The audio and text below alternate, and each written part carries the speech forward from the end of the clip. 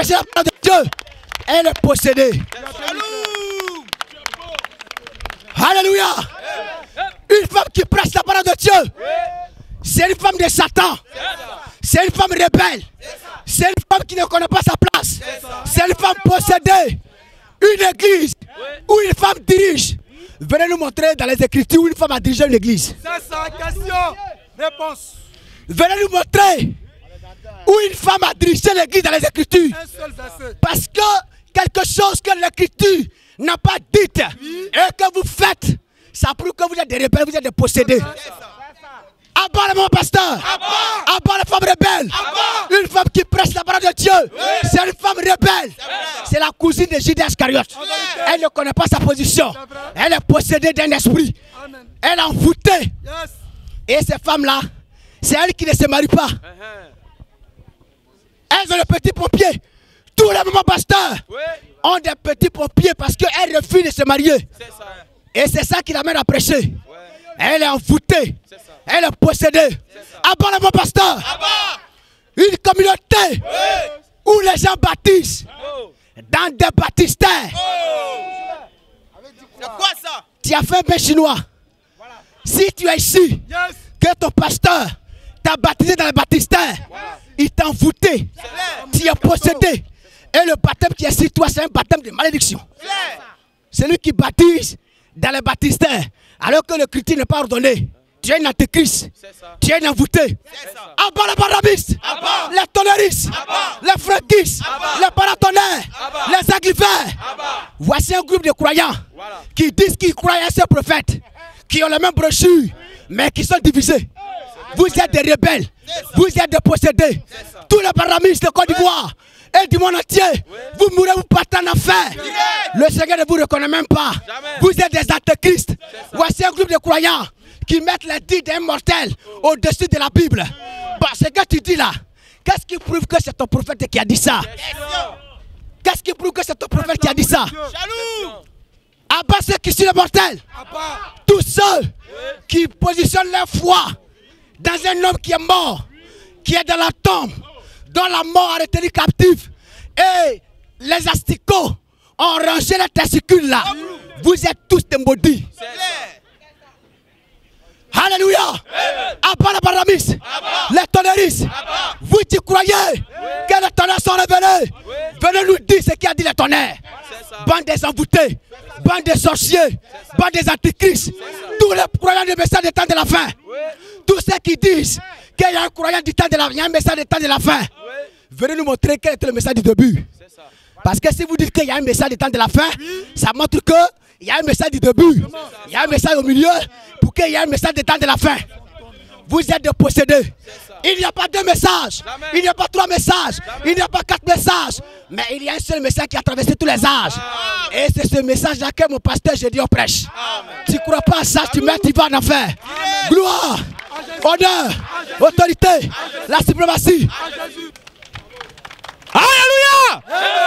Honneur, autorité, la magnificence. Population de Koumassi, ce soir encore, l'homme de Dieu, soutenu par son Dieu, envoyé par le Seigneur Jésus-Christ, le missionnaire Gédéon de la Tchétchouva, a décidé de venir encore dans ce quartier. Parce que le premier rendez-vous était un rendez-vous raté. Mais aujourd'hui, son Dieu, qui est le maître des temps et des circonstances, a disposé toutes choses, en sorte que la parole pure, la parole véritable soit prêchée dans ce quartier. En sorte que tous les élus de Dieu de ce quartier-là entendent la voix du Seigneur et qu'ils rentrent dans la bergerie de la paix. Alors, chers frères et sœurs, comme le bien-aimé frère l'a dit tout à l'heure, tous ceux qui mettent leur espérance dans un mort, vous-même vous êtes morts. C'est clair. C'est pourquoi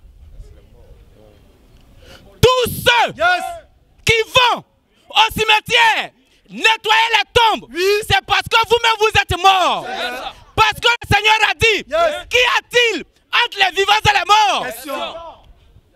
Quel rapport? Regardez, aujourd'hui, à partir du 31 octobre, ainsi que le 1er novembre, il y a ce que une communauté ici appelle la fête des morts. Fête de Toussaint.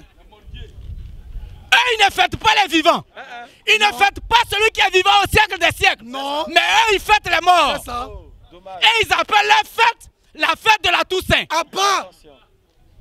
Vous les verrez Yes. le 1er novembre dans les cimetières en train de nettoyer les tombes de leurs parents qui sont morts, C'est ça. de leurs ancêtres qui sont morts. Mais vous allez chercher quoi là-bas? Question. Est-ce que au cimetière de Koumassi, c'est là-bas que le Seigneur se trouve? Question. Est-ce que c'est à Williamsville que le Seigneur se trouve? Question. Est-ce au cimetière d'Abobo que Jésus-Christ se trouve? Vous qui voulez savoir où se trouve le Seigneur Jésus-Christ, le Seigneur Jésus-Christ est ici actuellement. Amen. Il est là Yes. pour vous faire entendre sa voix. Amen.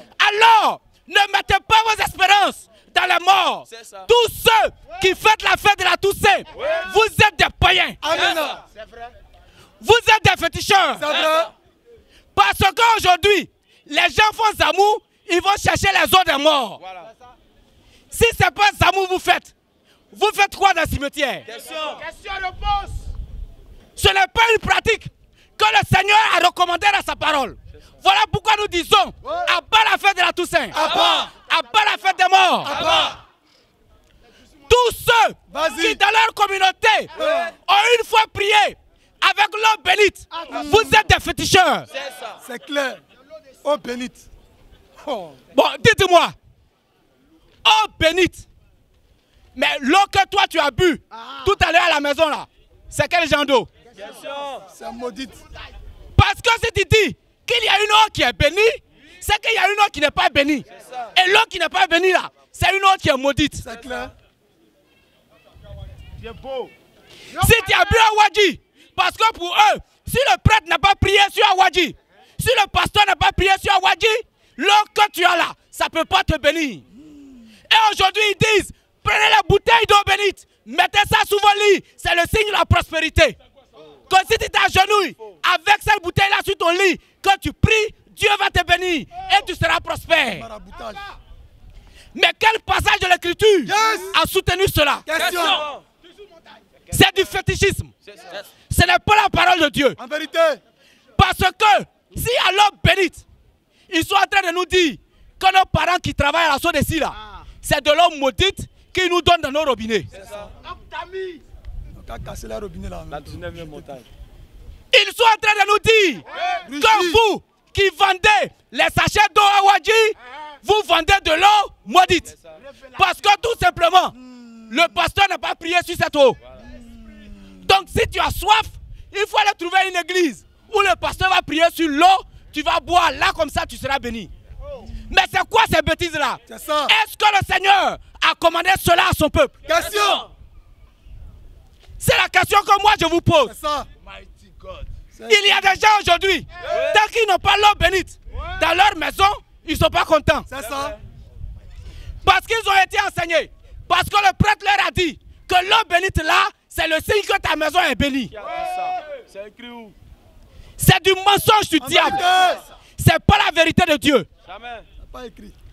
En vérité, tous ceux-là qui ont été baptisés dans un nom autre que le nom du Seigneur Jésus-Christ, vous avez reçu un faux baptême.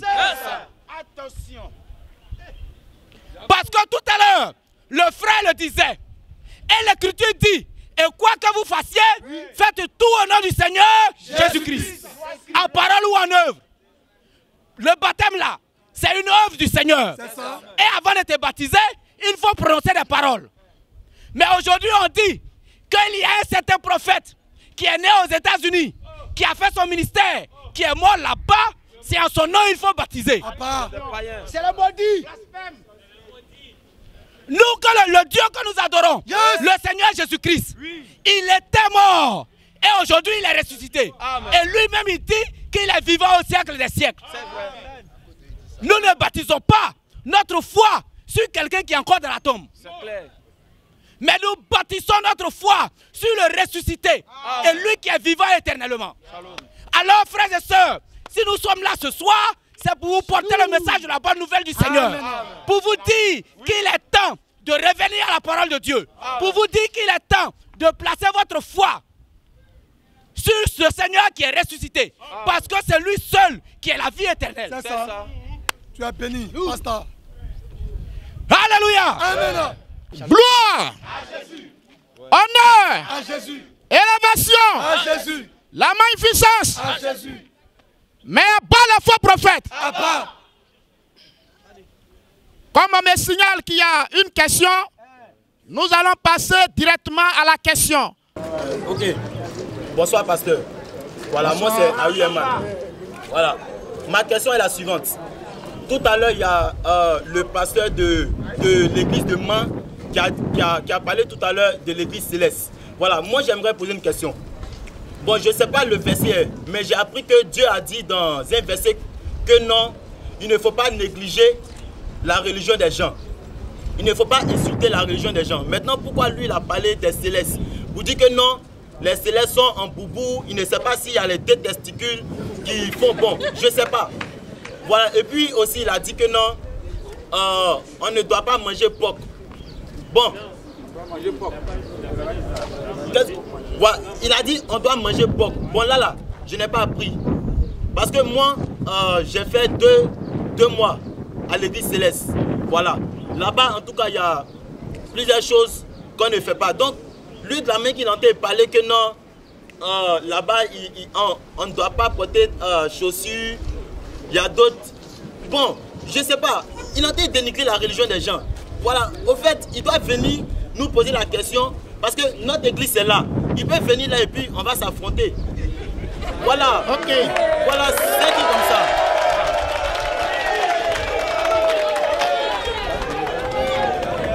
Alléluia. Écoutez s'il vous plaît. Avant de revenir à ta préoccupation, je vais faire une rectification. D'accord. Parce que nous étions tous là lorsque l'homme de Dieu parlait. Il n'a pas fait mention de l'église céleste. Mais il a dénoncé quelque chose qui n'est pas biblique. En aucun moment il n'a prononcé le nom de l'église céleste. Mais comme il a dit, celui qui se sent morveux se mouche. Donc je pense que peut-être c'est cela. Sinon il n'a pas dit le nom de l'église céleste. Oui, mais même s'il n'a pas dit... Attends d'abord. Ça c'est la rectification que je vais faire d'abord. Voilà. Maintenant, si tu as eu le courage de venir à cette tribune, ça veut dire que tu es suffisamment préparé pour débattre. Donc tu ne peux pas dire que il y a un verset dans la Bible qui dit de ne pas parler des autres ou bien des autres églises. Bon, moi je te demande, où est ce verset? Où est ce verset? Vous me posez la question, on vient d'attendre d'abord. Oui, je te demande. Moi-même, avant de parler, j'ai dit je ne sais pas. Mais quand tu ne sais pas, comment nous qui sommes les partisans de... Il est écrit où? Comment tu fais quand on te juge? Comment tu vas faire, on va faire pour te croire? Parce que tous ceux qui sont là, ce n'est pas parce qu'ils n'ont rien à faire, hein? Mais la chose de Dieu est tellement importante parce qu'il s'agit du salut de nos âmes. Donc si les gens prennent la peine de venir s'asseoir ou s'arrêter là pour écouter, c'est parce que nous sommes tous convaincus qu'après cette vie-là, on doit aller quelque part. Mais avant d'y aller, il faut la parole véritable pour y aller. Maintenant, toi, tu nous envoies un plat. Et on va regarder dans le plat pour voir, mais quels sont les ingrédients que tu as pris pour faire ce plat-là? Tu dis, je ne sais pas. Comment est-ce que tu peux pas manger un tel plat? Parce que si ce que tu nous dis n'est pas écrit, bon, pourquoi nous on va ajouter notre foi là-dessus? Est-ce que tu vois? Mais pour ta gouverne, je vais te dire que nous ne sommes pas en train de juger. Et même si nous jugeons, cela est juste. Mais nous sommes en train de dénoncer les faux systèmes. C'est dans votre église qu'on vous a dit que le chrétien n'a pas le droit de juger. Et que c'est Dieu seul qui juge. Mais en ce jour, on va te faire voir dans les Saintes Écritures que le chrétien que je suis, j'ai le Alléluia. Dans le livre de Jean, Jean 7, verset 24. D'abord, le verset qui a tué la religion. Prends Matthieu 7, le verset 1er. On va revenir à leur verset. Le verset sur lequel les gens s'appuient pour dire le chrétien ne doit pas juger. Matthieu 7. Matthieu 7. Le verset 1. Vas-y. Ne jugez point. Ne jugez point. Afin que vous ne soyez point jugés. Qui parle? Jésus. C'est le Seigneur Jésus qui parle. Maintenant de toi à moi. Lorsque Jésus disait ne jugez point, afin que vous ne soyez point jugés, est-ce que Jésus même est inclus? Question. Je veux que tu me répondes. Non. Jésus n'a pas dedans. Non. Oh, le chrétien, il n'est pas hors de Christ. Il est en Christ. Du coup, le chrétien aussi n'est pas concerné. La preuve, Jean 7, le verset 24. Jean 7, 24. Vas-y. Ne jugez point. Jésus dit ne jugez point. Ne jugez pas selon l'apparence. Ne jugez pas selon l'apparence. Mais jugez. Mais jugez. Selon la justice. Jugez selon la justice. Donc le jugement n'est pas condamné, mais c'est le jugement selon l'apparence qui est condamné. Si je te vois avec, comment on appelle ces gens de cheveux que tu as fait là? Avec les trucs. C'est l'ox. L'ox, tout ça là, ce sont ces cheveux là que tu as fait. Maintenant, si à partir de ce que je vois, je te dis là, c'est un drogué. Est-ce que c'est juste? Est-ce que c'est juste? Mais qu'est-ce qu'il prouve? Voilà. Tu vois? Donc c'est le jugement. Le jugement selon l'apparence que je ne dois pas faire. Est-ce que tu vois? C'est le jugement selon l'apparence. Je vois un trait sur la joue de quelqu'un et non, ça là c'est un braquage à jamais. Qu'est-ce qui prouve? C'est un jugement selon l'apparence. C'est pourquoi Jésus dit ne jugez point selon l'apparence. Mais jugez selon la justice. Selon la justice. Et la justice, c'est la parole de Dieu. C'est pourquoi, lorsque la Bible dit que ceux qui suivaient Jésus portaient les chaussures, et qu'une communauté s'élève, et cette communauté se réclame de Jésus, et elle va prier sans chaussures. Nous disons que cette communauté est animée par Satan. Parce que Jésus lui-même portait Jésus. Donc ceux qui le suivent là, il ne peut pas les empêcher de porter Jésus. Alléluia. Donc voilà un peu. Nous jugeons parce que la Bible nous autorise à juger. Ça peut aller? Oui, ça peut aller, ça peut aller. Voilà. Donc à partir d'aujourd'hui, enlève dans ta tête qu'on ne doit pas juger. On ne doit pas faire un jugement selon l'apparence. On ne doit pas faire un jugement selon l'apparence. Mais quant à la justice de Dieu qui est la parole, si quelqu'un me dit que je suis chrétien et que la Bible dit le chrétien ne doit pas adorer les idoles, mais celui qui te dit qu'il est chrétien, tu le vois adorer les idoles, tu dois lui dire non, on ne fait pas ça. Pourquoi? À cause de la parole de Dieu qui a interdit la chose. C'est l'amour de Dieu. Et ce soir, c'est l'amour de Dieu qui vous parle. Alors je vais introduire très rapidement notre bien-aimé frère David pour la suite. Amen. Salut!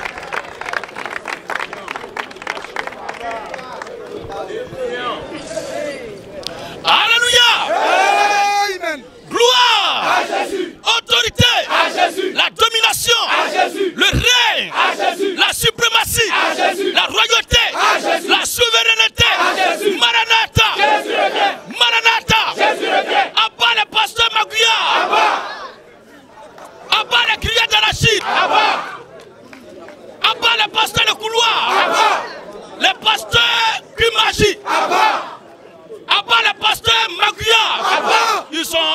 les cartes de leurs fidèles, les cartes magnétiques de leurs fidèles dans la poche. Il n'y a pas plus maudit que tous ces pasteurs-là.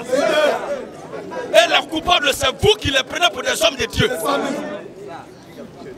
Abat les mêmes pasteurs. Abat les pasteurs Diallo. Tous les pasteurs qui vendent des objets aux fidèles sont des jassamans, sont des philomanes.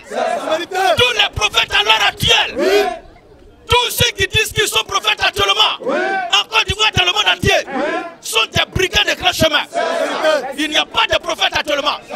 Si dans ta famille il y a quelqu'un qui dit le prophète, ça ne faut pas avoir peur de ton parent qui est sorcier déclaré. Il ne faut pas avoir peur du souleur de la famille ou même du village. Il ne faut pas créer le fou du quartier. Mais le plus maudit dont il faut se méfier, c'est celui qui dit qu'il est prophète là. Parce qu'à l'heure actuelle, il n'y a pas un prophète sur la terre. Il n'y a pas un prophète sur la terre. Et la terre tout entière attend l'avènement d'un dernier prophète. Et nous savons très bien le travail qu'il vient faire. Mais tout ce qu'on voit là, c'est du banditisme à outrance. Après les mamans pasteurs, maman prophétesse, après la dynastie papale, la papocratie, la papauté et la gloire, on acclame le Seigneur Jésus-Christ.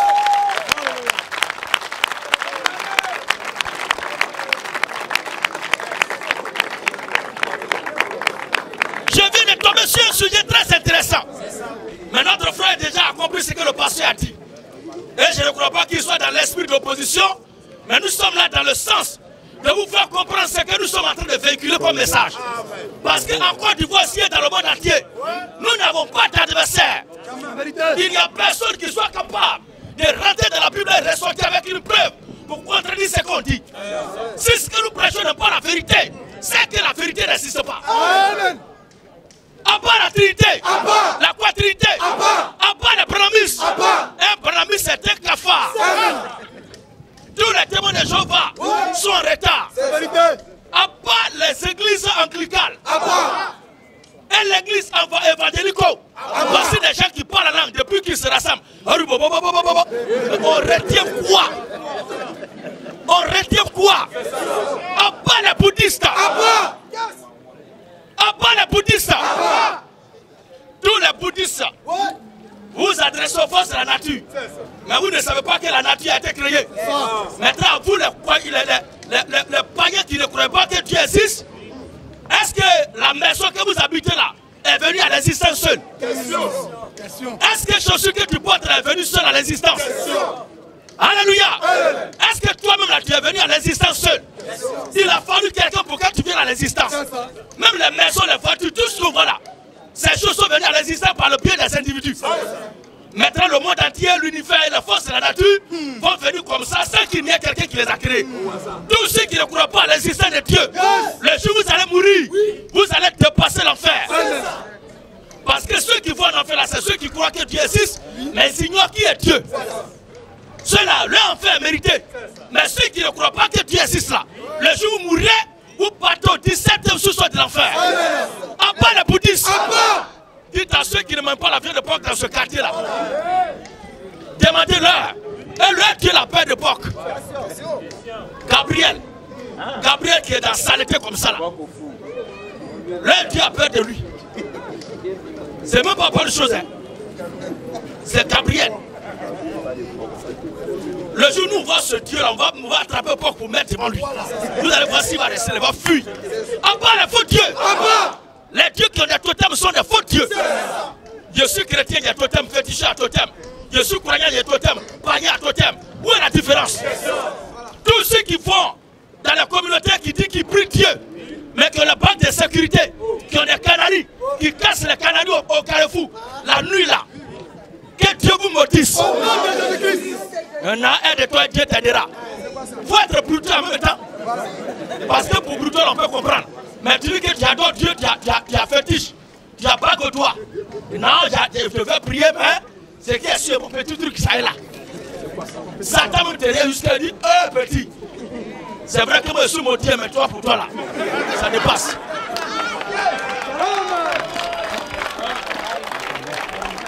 Les faux croyants et la gloire. Maranatha. Maranatha.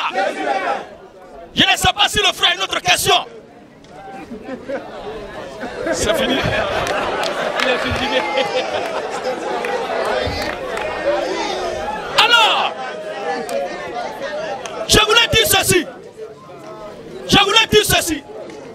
Ce que nous faisons là, frère, nous ne sommes pas contre les gens, mais nous sommes contre le principe, le système instauré dans la communauté en lieu et place de la pensée de Dieu. Parce que l'homme aime Dieu, pas tout le monde, mais l'être humain aime Dieu. C'est pourquoi nous sommes à la recherche de notre Créateur pour le servir, pour l'adorer, marcher dans sa foi. Qui ne serait pas heureux d'être ensemble avec son Dieu, avec son Créateur, son Père. Mais ceux qui nous tombons là sont des gens de mauvaise foi, sont des gens qui sont malhonnêtes, sont des gens qui sont méfiants. Et tout ce qui est dans les têtes là, quand ils voient les fidèles, ils nous voient, ils nous évaluent en plus d'argent. Que lui a pu avoir telle chose, lui a pu avoir telle chose, l'autre a pu avoir ça. Et cela fait qu'il ne s'occupe plus de ce que la Bible dit pour le salut de nos âmes. Ces pasteurs n'ont pas sorti pour se promener comme nous le faisons là. Pour que vous expliquiez ce que vous ne comprenez pas de la Bible, pour que nous vous apportons la réponse. Et pour eux, ils ont fini de parler, Dieu a parlé, il n'y a plus de questions à poser. Mais ce n'est pas comme ça. Nous sommes pour les échanges publics. Mais ces pasteurs sont cloîtrés dans les communautés. Et ils attendent le dimanche pour aller attaquer Satan. C'est-à-dire toute la semaine, Satan le voit, les deux sont en paix. De lundi jusqu'au samedi, ils sont aussi traités de non-agression. Lui et Satan avec les démons. Ils sont en paix, ils sont réconciliés. Mais c'est dimanche-là, dès que les fidèles sont là, et que ce bandit, il rentre en même temps, Satan est fâché. Mais pourquoi toute la semaine, Satan t'a pas attaqué? Là, il attend seulement dimanche. À part les faux pasteurs, à part les enfants de cœur. Si tu connais un ami qui est enfant de cœur, c'est un faux type.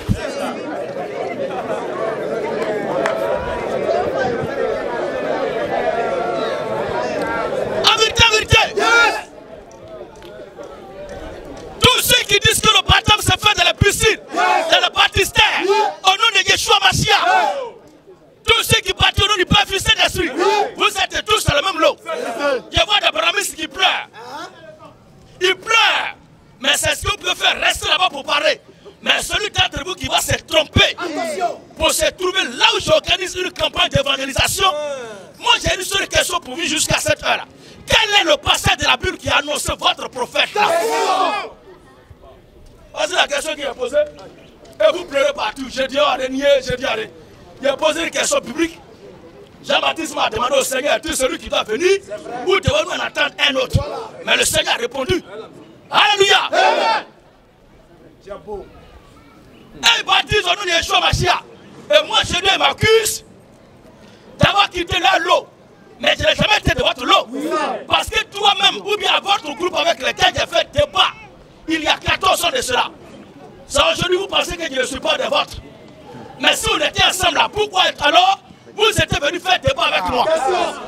Maintenant, si on était ensemble et qu'on était la même chose, pourquoi vous réjouissez d'avoir pris des fidèles dans mon assemblée? Alléluia! Depuis toujours, on n'a jamais été ensemble. Depuis toujours, on n'a jamais été ensemble. C'est vous qui n'avez jamais su ça. Mais moi, depuis longtemps, je n'ai jamais été ensemble avec vous. À part les Bachoyens. Et il y a certains qui disent que Moïse, son nom a été influencé par une fille hébreu. Est-ce que tout va bien chez toi?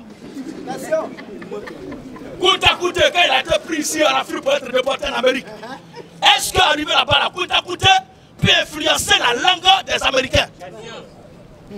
Les Juifs sont esclaves des Égyptiens. Les Hébreux sont esclaves des Égyptiens.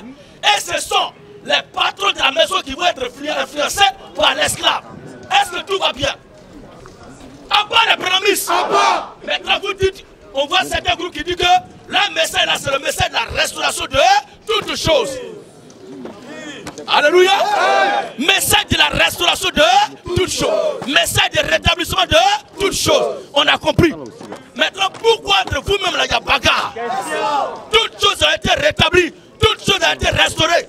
Dans une petite convention de un jour, il y a un qui dit, prophète a commis erreur, l'autre dit, ça fait 20 et quelques années, moi je sais Dieu.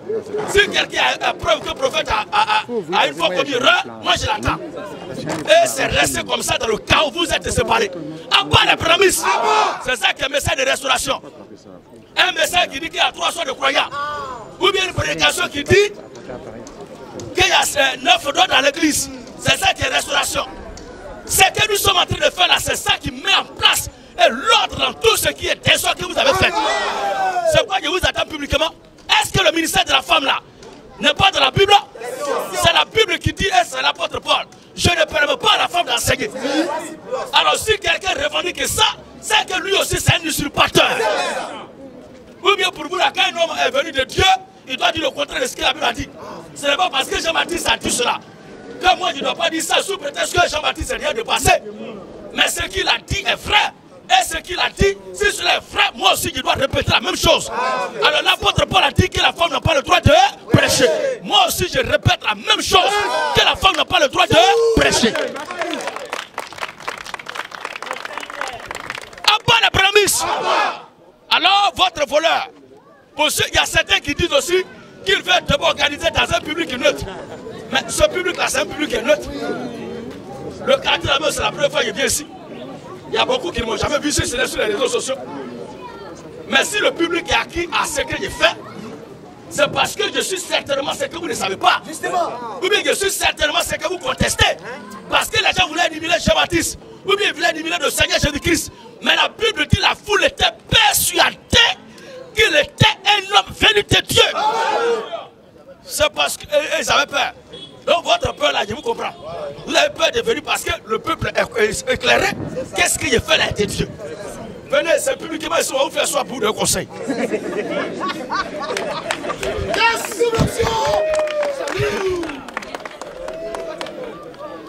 Alors, on va lire deux passages et on va donner la parole.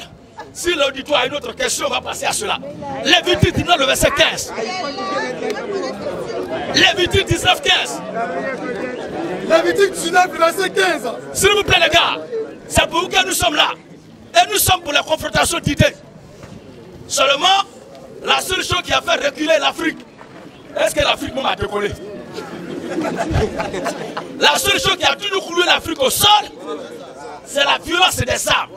Mais c'est logiquement la puissance des arguments qui devait nous permettre d'avancer.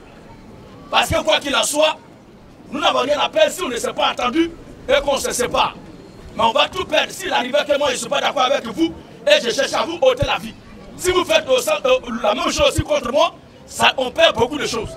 C'est que je ne peux pas comprendre aujourd'hui de vous. Demain, si nous vivons, je peux comprendre. C'est la même chose aussi pour vous. Alors, ce que vous croyez là, vous pouvez venir exposer ça. Et nous allons voir si le pasteur qui t'a dit ça là, c'est pas un gassaman. On ne sait pas qui livre bas ces pasteurs-là.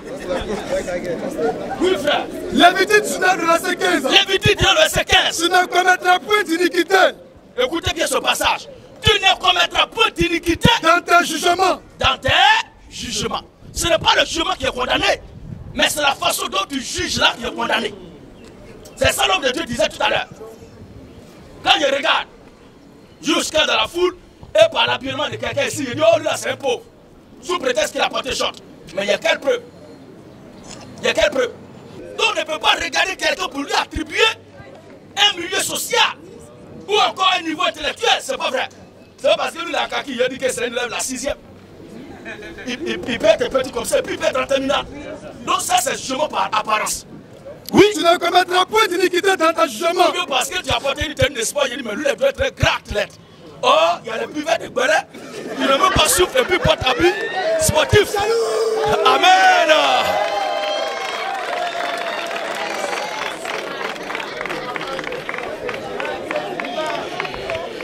Alors, tu n'auras pas égard. L'écriture dit quoi? Il ne dit pas que c'est le frère. Il dit c'est un exemple qu'il prend. Voilà. Donc, je ne le connais pas pour dire qu'il n'est pas Belay, mais il est Belay maintenant. Il dit c'est juste un exemple. Alors, tu n'auras pas égard. Tu n'auras pas égard à la personne du pauvre. Tu n'auras pas égard à la personne du pauvre. Et tu ne favoriseras pas la personne du grand. Tu ne favoriseras pas la personne du grand. Alors l'écriture dit. Mais tu jugeras ton prochain. Dans la Bible dit de juger son prochain. Tu jugeras ton prochain selon la justice. Tu jugeras ton prochain selon la justice. Si quelqu'un a menti, dis-lui qu'il est menteur. Si quelqu'un dit qu'il est enfant de cœur, demande-lui c'est écrit dans la Bible qu'il est enfant de cœur. S'il n'a pas trouvé ça, dis tais-toi. Si quelqu'un dit qu'il est archibishop, ou bien maman pasteur, même si elle est grande de terre, comment? Dans la Bible, c'est quelle femme qui était pasteur? S'il n'y a pas de traces, on dit simplement Mami Wata, faut te taire. Oui, mes frères. Donc, c'est ce travail que nous faisons.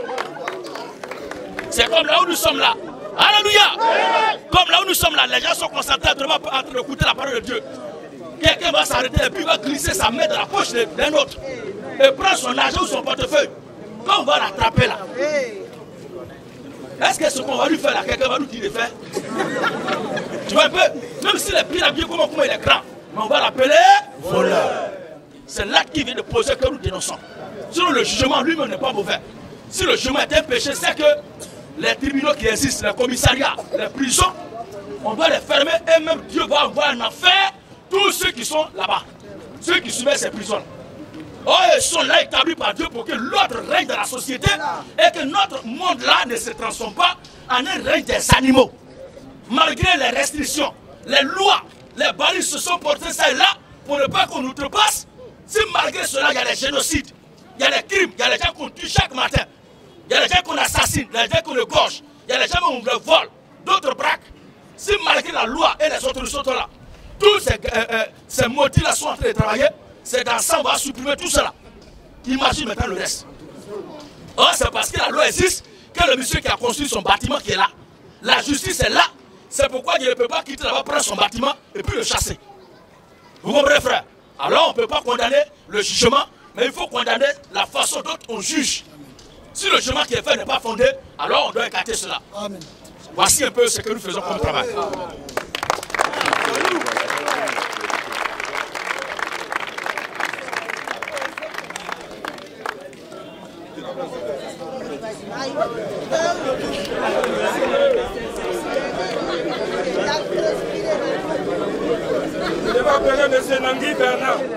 Alléluia. Je vois les problèmes, c'est pour ces hypocrites qui parlent. Moche, le prophète Moche. On va voir dans la Bible là, qui a donné le nom Moïse là, que vous avez déformé Moche là. Si vous ne croyez pas qu'on doit traduire le nom, soyez fidèles envers vous-même. Soyez honnêtes. Et ne dites jamais Moche, parce que Moche là, il n'était pas un nom qui a été donné par un hébreu. Mais c'est un nom donné par les Égyptiens. Exode chapitre 2, le verset 7 à 10. Exode 2, 7 à 10. Oui, frère. Alors, la sœur de l'enfant dit à la fille de Pharaon. La sœur de l'enfant dit à la fille de Pharaon, veux-tu que j'aille te chercher une nourrice? On parlait de bébé Moïse. Veux-tu que j'aille te chercher une nourrice? Parmi les femmes des Hébreux. Pour tous ceux qui veulent comprendre l'idée générale, vous pouvez commencer au verset 1 jusqu'au verset 10. Mais comme nous sommes là pour évangéliser, ce n'est pas un enseignement. On prend juste le verset 7 à 10 pour vous montrer que dans la Bible là, le nom de Moïse ne lui a pas été attribué par une femme hébreu ou bien par un hébreu, mais c'est par une égyptienne. Vas-y, frère. Veux-tu que j'aille te chercher une nourrice? Veux-tu que j'aille te chercher une nourrice? Parmi les femmes des Hébreux. Parmi les femmes des Hébreux. Pour allaiter cet enfant. Pour allaiter cet enfant. Va. Va. Lui répondit la fille de Pharaon. Lui répondit qui ça? La fille de Pharaon. Lui répondit la fille de Pharaon. Et la jeune fille. Et la jeune fille. alla chercher la mère de l'enfant. Oui. Va. Va. Lui répondit la fille de Pharaon. Lui répondit la fille de Pharaon. Et la jeune fille. Et la jeune fille. alla chercher la mère de l'enfant. Alla chercher la mère de l'enfant. La fille de Pharaon lui dit. La fille de Pharaon lui dit. Emporte cet enfant. Emporte cet enfant. Et allaite-le moi. Allaite-le moi. Je te donnerai ton salaire. Donc la nourrice a été prise comme une employée. Oui, mais c'est pas ça. Elle a été embauchée et comme une salariée. Et une poignée, elle doit être payée par mois. C'est ça. C'est toi, on a pris pour payer par mois là. C'est toi qui vas donner décision. Depuis quand on dit je donne décision dans la maison. Si la vieille mère de la maison n'a pas cassé ma choix là. Parce qu'on va dire, mais il y a quoi entre toi? Donc c'est toi maintenant qui. Donc quand il se parle, donc, les phrases qui vont sortir là ne vont pas être terminées. Ce sont les coups qui vont sortir. Oui, frère. La femme prit l'enfant. La femme prit l'enfant. Elle allaita. Et elle allaita. Et quand il eut grandi, quand l'enfant eut grandi, elle l'amena à la fille de Pharaon. Elle amena l'enfant à la fille de Pharaon. Donc jusque-là, l'enfant n'a pas encore eu de nom. Donc quand l'enfant a grandi, elle a récupéré. À moins que vous ne dites que Moïse là, ce n'est pas l'enfant que la fille a ramené. Mais elle a remplacé ça par une autre personne. Chose qui n'est pas aussi écrite dans la Bible. C'est un mensonge monté de toutes pièces au cas où vous voulez dire cela. Vas-y frère, Quand il eut grandi, elle l'amena à la fille de Pharaon. Elle amena la fille de Pharaon. Et il fut pour elle comme un fils. Comme un fils. Elle lui donna. Qui lui donna? Elle lui donna. La fille de Pharaon lui donna le nom de Moïse. Le nom de Moïse. Car dit-elle? Car dit-elle? Je l'ai retiré des eaux. Donc c'est elle qui a ramassé l'enfant. Et c'est ce nom-là qu'elle a donné à l'enfant. Maintenant, les Hébreux récupèrent Moïse pour lui donner le nom Moshe. Et les Français disent Moïse. Vous qui dites que les noms ne se traduisent pas là, ne confondez pas votre compréhension des choses à celle de la Bible. La façon dont Dieu guide n'a rien à voir avec la façon dont le monde guide. Si toi tu apprends à l'école que c'est ce qui se fait, dans la Bible ce n'est pas le cas. Amen. Alléluia. Voici ce qui est clair. Et un autre passage de la Bible encore, dans l'Apocalypse. On va lire 2 passages où les noms étaient traduits. Et non, les noms ne se traduisent pas. C'est toi ton nom là qui est le nom d'un fétiche qui n'a pas de sens. Mais les noms bibliques là se traduisent. Oui frère. Apocalypse 9. Oui. Le verset 10 à 11. Apocalypse 9, 10 à 11. Elle s'avère sur elle. Elle s'avère sur elle. Comme roi. Comme roi. L'ange de la mort. L'ange de la mort. Nommé en hébreu. Nommé en hébreu. Abaddon. Abaddon. Et en grec. Et en grec. Apollyon. Apollyon. Donc, le même nom est traduit en grec et en hébreu. Voici qui est écrit. Vous me traitez de tout. Et moi qui vous dis que je suis diable. C'est moi qui reste fidèle à ce que la Bible a dit. Maintenant, vous qui êtes les héritiers, les détenteurs de mystères là. Depuis combien d'années? 14 années, on vous a demandé de prouver par votre propre message là, un seul document où il est dit de baptiser en autre nom que Jésus-Christ. Donnez-nous un seul document de votre message dont vous réclamez là, lisez-le publiquement. Est-ce qu'on a besoin de voir Gédéon pour dire ça? Moi je suis le seul de lire ce que la Bible a dit. Est-ce qu'on a besoin de voir Gédéon? Prouvez aux yeux du monde entier que c'est votre message là qui est mentionné quelque part de baptiser au nom de Yeshua Mashiach. Il dit que vous êtes maudits. Ah bon, la Bernamis et la gloire à Jésus. Alors, Dorcas c'est Tabitha. En attendant, s'il y a quelqu'un. Je vais appeler M. Yannick Brigui. Yannick Brigui. Oui, le blanc. Bonsoir, pasteur. Oui, bonsoir. Au moins, j'ai une confusion là. Approche-toi du micro. Il y a une petite confusion. S'il vous plaît, écoutons Brigui. J'ai une petite confusion. C'est à propos des disciples de Jésus là. Avant de terminer, on va lire ça. Acte 9, 36. Acte chapitre 9, le verset 36 dit quoi? Il y avait à Joppé. Il y avait à Joppé. Parmi les disciples. Il y avait à Joppé parmi les disciples. Une femme nommée Tabitha. Une femme nommée Tabitha. Ce qui signifie Dorcas. Ce que nous appelons en français Dorcas, c'est que Tabitha. Comme avec toutes ces preuves-là, on va dire que les ne se traduisent pas. C'est parce que vous êtes maudits. Vous êtes maudits. Même Pierre, même là, ça se traduit. Les noms qu'on a, ce qu'on appelle Pierre là, nous dans notre langue c'est Sou. Ce qui est en français caillou. Ça existe. Il y a beaucoup à voir. Voici qui est clair. Alors, les noms se traduisent selon la Bible. Si dans ta tête ça ne se fait pas, dans la Bible ça se fait. Or, ce n'est pas ce qui est dans ta tête maudite là qui va être le fondement sur lequel tu vas s'appuyer pour nous juger. Mais c'est sur sa parole va s'appuyer pour nous juger. Alléluia. Alors, question, monsieur Brady. Donc je disais que c'est par rapport aux disciples de Jésus là. Vous avez dit une fois dans votre vidéo oui, que Judas n'avait pas été prédestiné pour le salut. C'est ça. Mais dans l'Apocalypse là, Apocalypse 21, 11, il veut qu'on traduise le passage là. Apocalypse 21, 11, lisons-le. Jusqu'à 15 par là. Apocalypse 21. Le 12 verset 14. C'est ça même. La muraille de la ville avait 12 fondements. Et sous sa fondement, 12 noms des 12 apôtres de l'agneau. Voilà.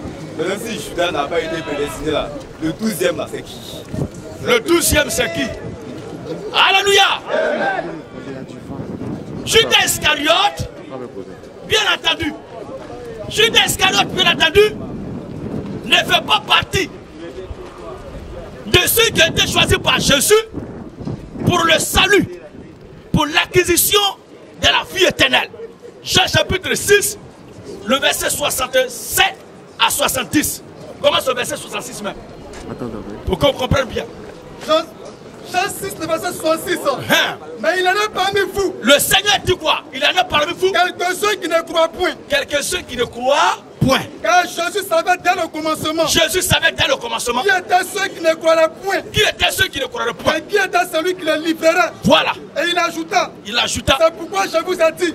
C'est pourquoi je vous ai dit. Que nul ne peut venir à moi. Nul ne peut venir à moi. Si cela ne lui a été donné par le Père. Si cela ne lui a été donné par le Père. Et dès ce moment. Dès ce moment-là. Plusieurs de ses disciples se retirèrent. Plusieurs de ses disciples se retirèrent. Et n'allaient plus avec lui. Et n'allaient plus avec lui. Jésus dit donc aux 12. Jésus dit aux 12. Et vous. Ne voulez-vous pas aussi vous en aller? Jésus dit aux 12, vous ne voulez pas vous en aller? Simon Pierre lui répondit. Seigneur, à qui irons-nous? On va aller à qui? Tu as la parole de la vie éternelle. Tu as la parole de la vie éternelle. Et nous avons cru. Nous avons cru. Et nous avons connu que tu es le Christ. Nous avons connu que tu es le Christ. Le Saint de Dieu. Le Saint de Dieu. Jésus leur répondit. N'est-ce pas moi? N'est-ce pas moi? Qui vous a choisi, vous les 12. Lui qui a été choisi là. Après la mort de Judas Iscariote.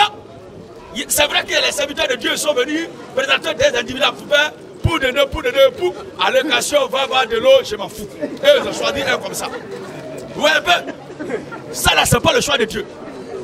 Celui à qui Dieu a dit, je t'ai choisi là, c'est l'apôtre Paul. La même façon, il a dit ça ici là. La même façon, Jésus a dit ici que je t'ai choisi, c'est moi qui vous ai choisi là. Après les 11, après que Judas ait été retiré, celui à qui le Seigneur a dit ouvertement, je t'ai choisi là, c'est l'apôtre Paul. Donc c'est lui qui est pris par Dieu pour occuper cette place-là que Judas a laissée. Vous comprenez? C'est quoi vous ne verrez pas même les martyrs, ces autres là, ils n'ont rien écrit. On ne l'a pas vu, le ministère aller quelque part. Un ministère qui se fait par tirage au sort. Il pense que c'est un match de UEFA. Jésus a répondu. N'est-ce pas moi qui vous ai choisi, vous les 12? N'est-ce pas moi qui vous ai choisi, vous les 12? Et l'un de vous était démon. L'un de vous était démon. Est-ce qu'un démon peut aller au paradis? Démon s'est déjà rebellé avec Satan, son patron, avec tous les marmailleurs de la terre et les brambis. Ils ont été chassés déjà. Donc ils ne peuvent plus retourner là-bas. Ils n'ont plus de place là-bas. Alors qu'est-ce que le Seigneur fait? Il choisit un autre apôtre qui était déjà païen et qui ne savait même pas qui était cette affaire de Jésus là. Pour lui, Jésus était un imposteur, donc il faut tuer, abattre, détruire, éliminer les disciples. Vous comprenez? Et c'est dans cette marche-là que le Seigneur lui a apparu sur la route de Damas, dans Actes chapitre 9. Et il fut choisi avant qu'il repose ce tâte-là sur la route de Damas. Il a été choisi par Dieu avant la fondation du monde.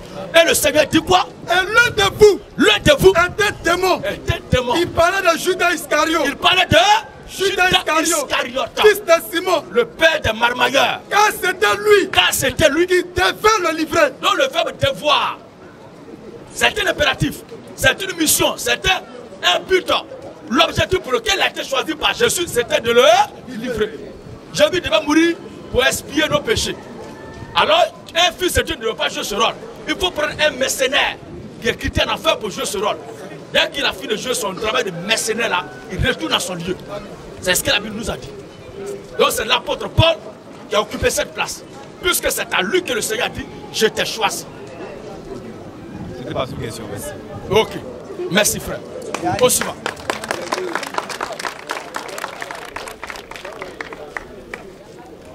Capitaine de ce Jean Romaric. Alléluia! En vérité, tous les berçards de ce quartier, vous êtes maudits. À part les lélés, toutes les lélés qui meurent sinon en enfer. Il y a des lélés qui disent que le Saint-Esprit dépend de moi. Quel est le Saint-Esprit? Quel est le Saint-Esprit? Le Saint-Esprit qui a créé toutes choses là. Lui qui a créé ton père et ta mère. Et puis les deux sont là ensemble pour t'avoir là. C'est lui qui est en toi. Et puis toi, tu ne veux pas être avec un garçon, c'est avec une femme que tu viens. Et c'est lui que tu dis dans toi, tu es menteuse. Esprit antichrist. Abat les lapins.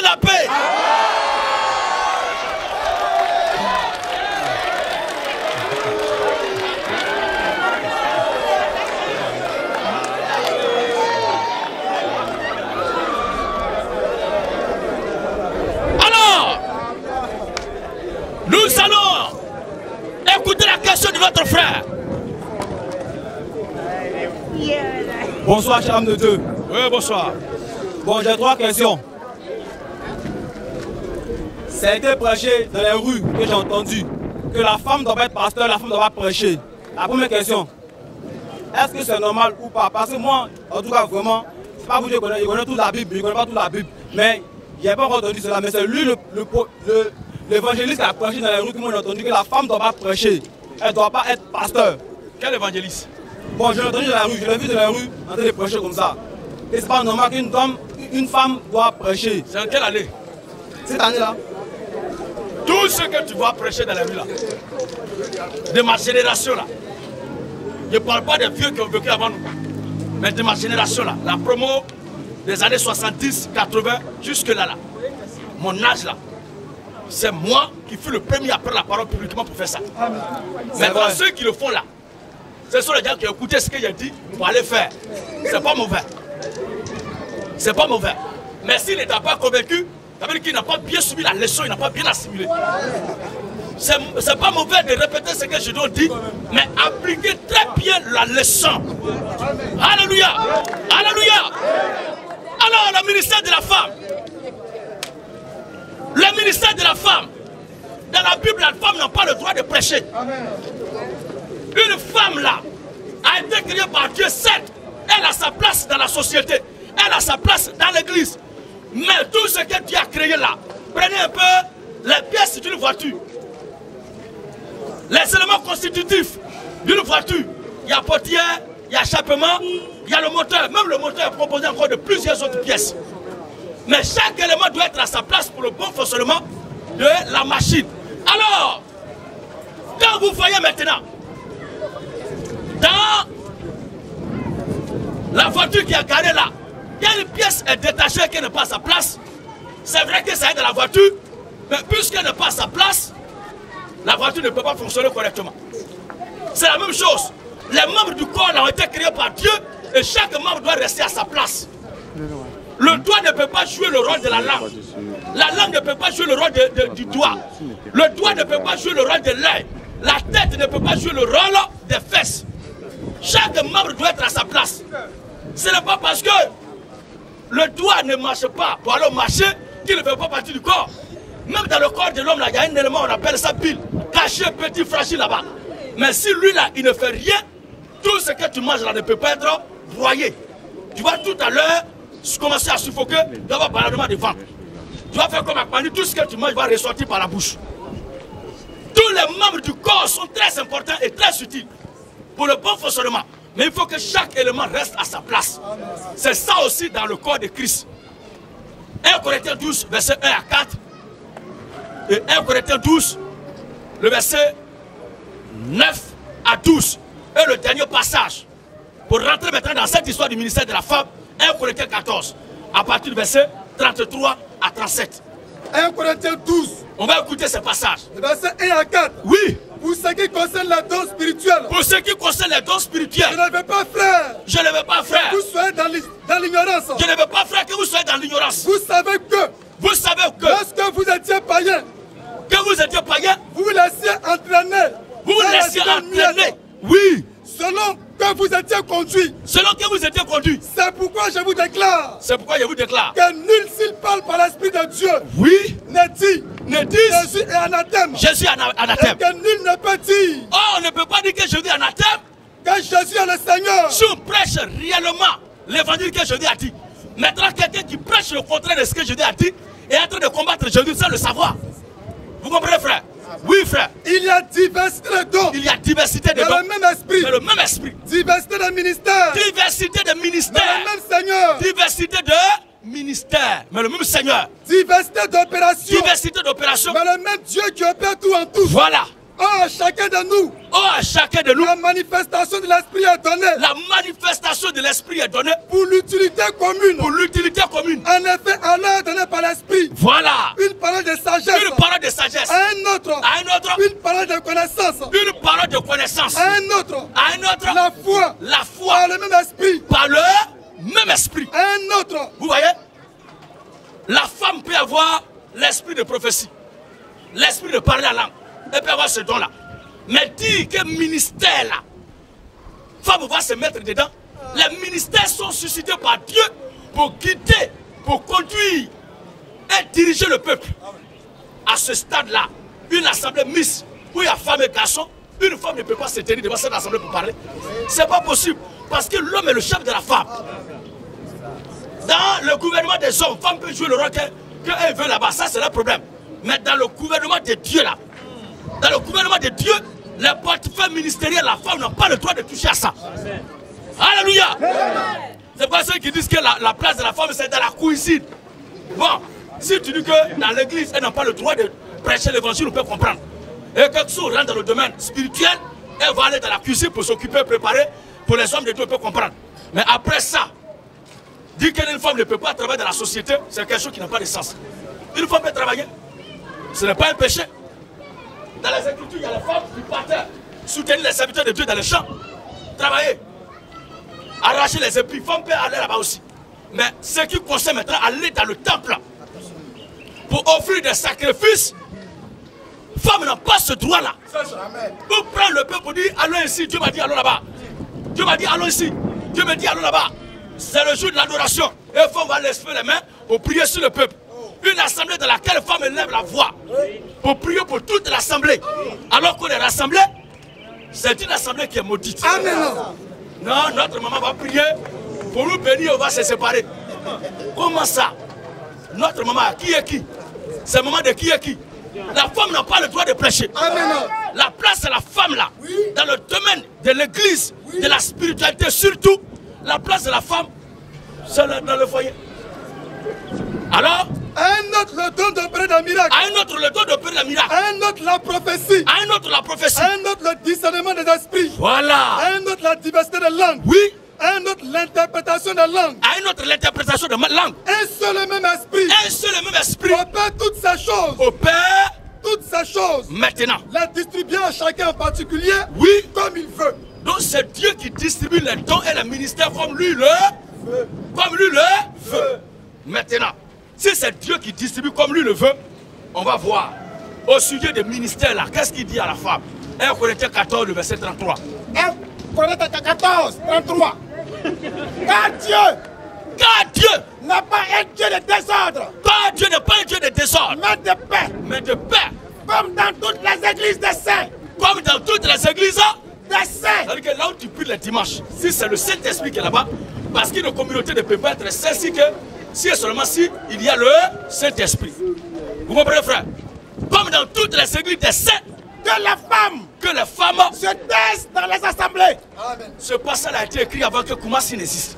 Même Côte d'Ivoire ne disait pas encore. Ça là c'est écrit. Mais eux voient ça et puis non c'est rien. Paul s'adressait aux Corinthiens parce qu'il y avait des ordres là-bas. Maintenant quand il prend les versets, Paul dit donnez, faites pas de tout bien à celui qui vous enseigne là. Il ne dit pas que l'homme de Dieu qui est là-bas il est pauvre, c'est pourquoi Paul a dit on n'a qu'à l'assister. Et il prend ça pour homologuer ça dans leur communauté. À part les faux pasteurs, à part les faux prophètes, à part les faux moines, les pasteurs escrocs, la femme n'a pas le droit de prêcher. Amen. Continue, frère. Que les femmes se taisent dans les assemblées. Que les femmes se taisent dans les assemblées. Car il ne leur est pas permis d'y parler. Il n'est pas permis aux femmes de parler dans les assemblées. Mais qu'elles soient soumises. Qu'elles soient soumises. Selon que le dit aussi la loi. Ça veut dire qu'au temps de la loi, pour certains qui disent, non, dans la loi, il y avait prophétesse, il y avait tant. Mais si ces prophétesses-là exerçaient vraiment le ministère et ce n'était pas des dons, pourquoi l'Écriture dit comme aussi ce n'était dans la loi? Ça veut dire qu'au temps de la loi, la femme n'avait pas de ministère. C'est la même chose qui revient dans le Nouveau Testament. À part le ministère de la femme, une femme qui prêche animée par un esprit catatoire de python.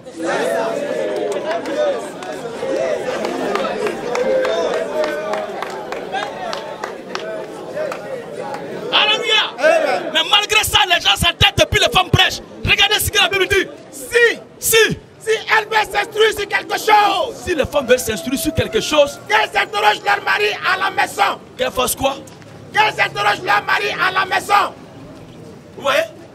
Si simple interrogation, la Bible l'envoie à la maison, c'est dans ça va prendre le micro pour prêcher. Maintenant, les mamans passent là, quand elles sont enceintes et puis leur accouchement arrive, là, il faut quoi? C'est-à-dire les fidèles ont besoin qu'on prie pour elles. C'est à ce moment-là qu'elle est en train de pleurer à l'hôpital.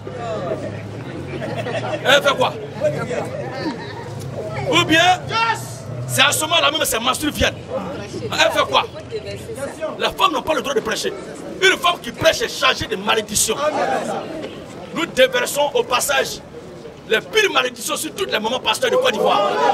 Et même du monde entier. Oui, frère, oui. Il y a d'autres, alléluia. Il y a d'autres femmes parce qu'elles sont à l'école, elles savent bien parler français, elles ont les diplômes, elles peuvent être des maîtresses de chair. Donc c'est fini, après ça, elles font quelques histoires bibliques là, et puis elles commencent à raconter des bobards. On dit, ah mais cette femme de Dieu, elle est mouette. Quand toi-même tu dis, elle est mouette là. Hein? L'adjectif moins là. Est-ce qu'il y a son féminin dans la Bible? Jusqu'à aller dire elle est mouette. Abba les mouettes. Et on voit les gens qui se mettent à genoux. Ils se mettent à genoux, puis les larmes coulent.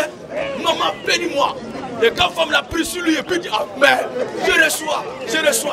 Tu reçois quoi, frère sang? Tu as démissionné, reviens à la maison. C'est la place de femme que tu as pris là, c'est pas bon.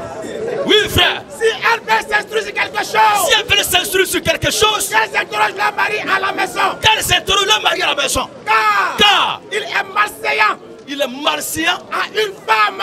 Il est malséant à une femme. À une femme. De parler dans l'église. De parler dans l'église. De parler dans l'église.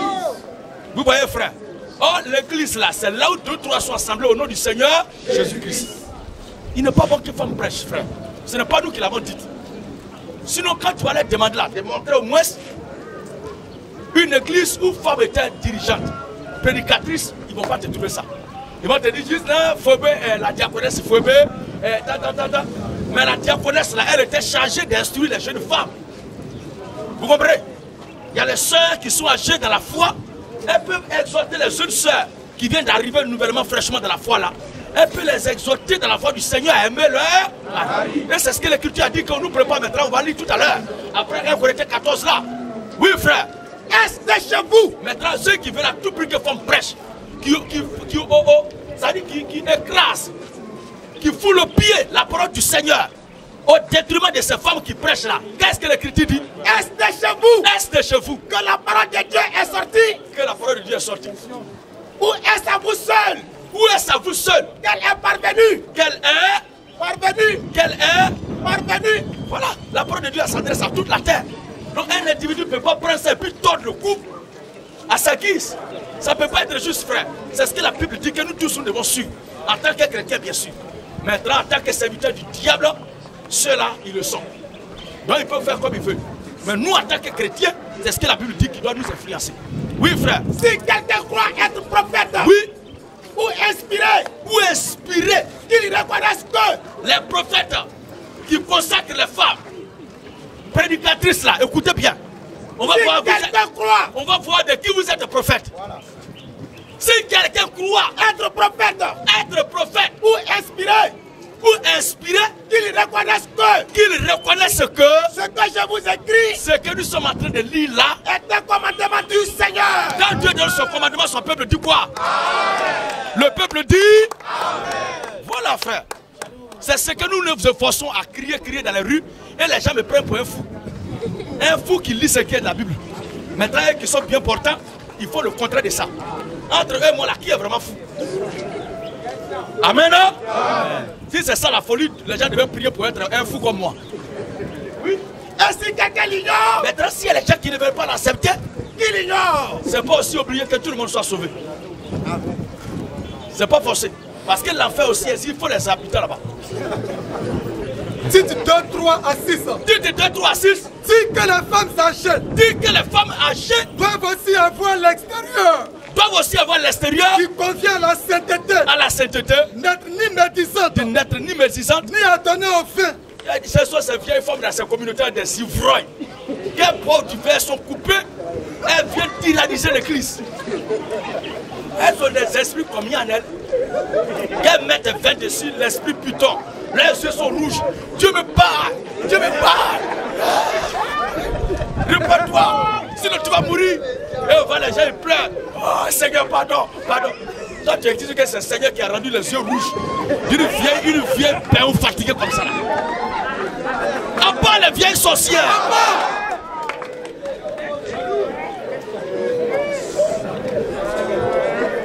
Alors, qu'elles doivent aussi avoir l'extérieur. Qu'elles doivent aussi avoir l'extérieur. Qui convient à la sainteté. Qui convient à la sainteté. N'être ni médisante. De n'être ni médisante. Ni à donner au vin. Ni à donner au vin. Qu'elles doivent donner de bonnes instructions. Qu'elles doivent donner de bonnes instructions. Dans le but d'apprendre aux jeunes femmes.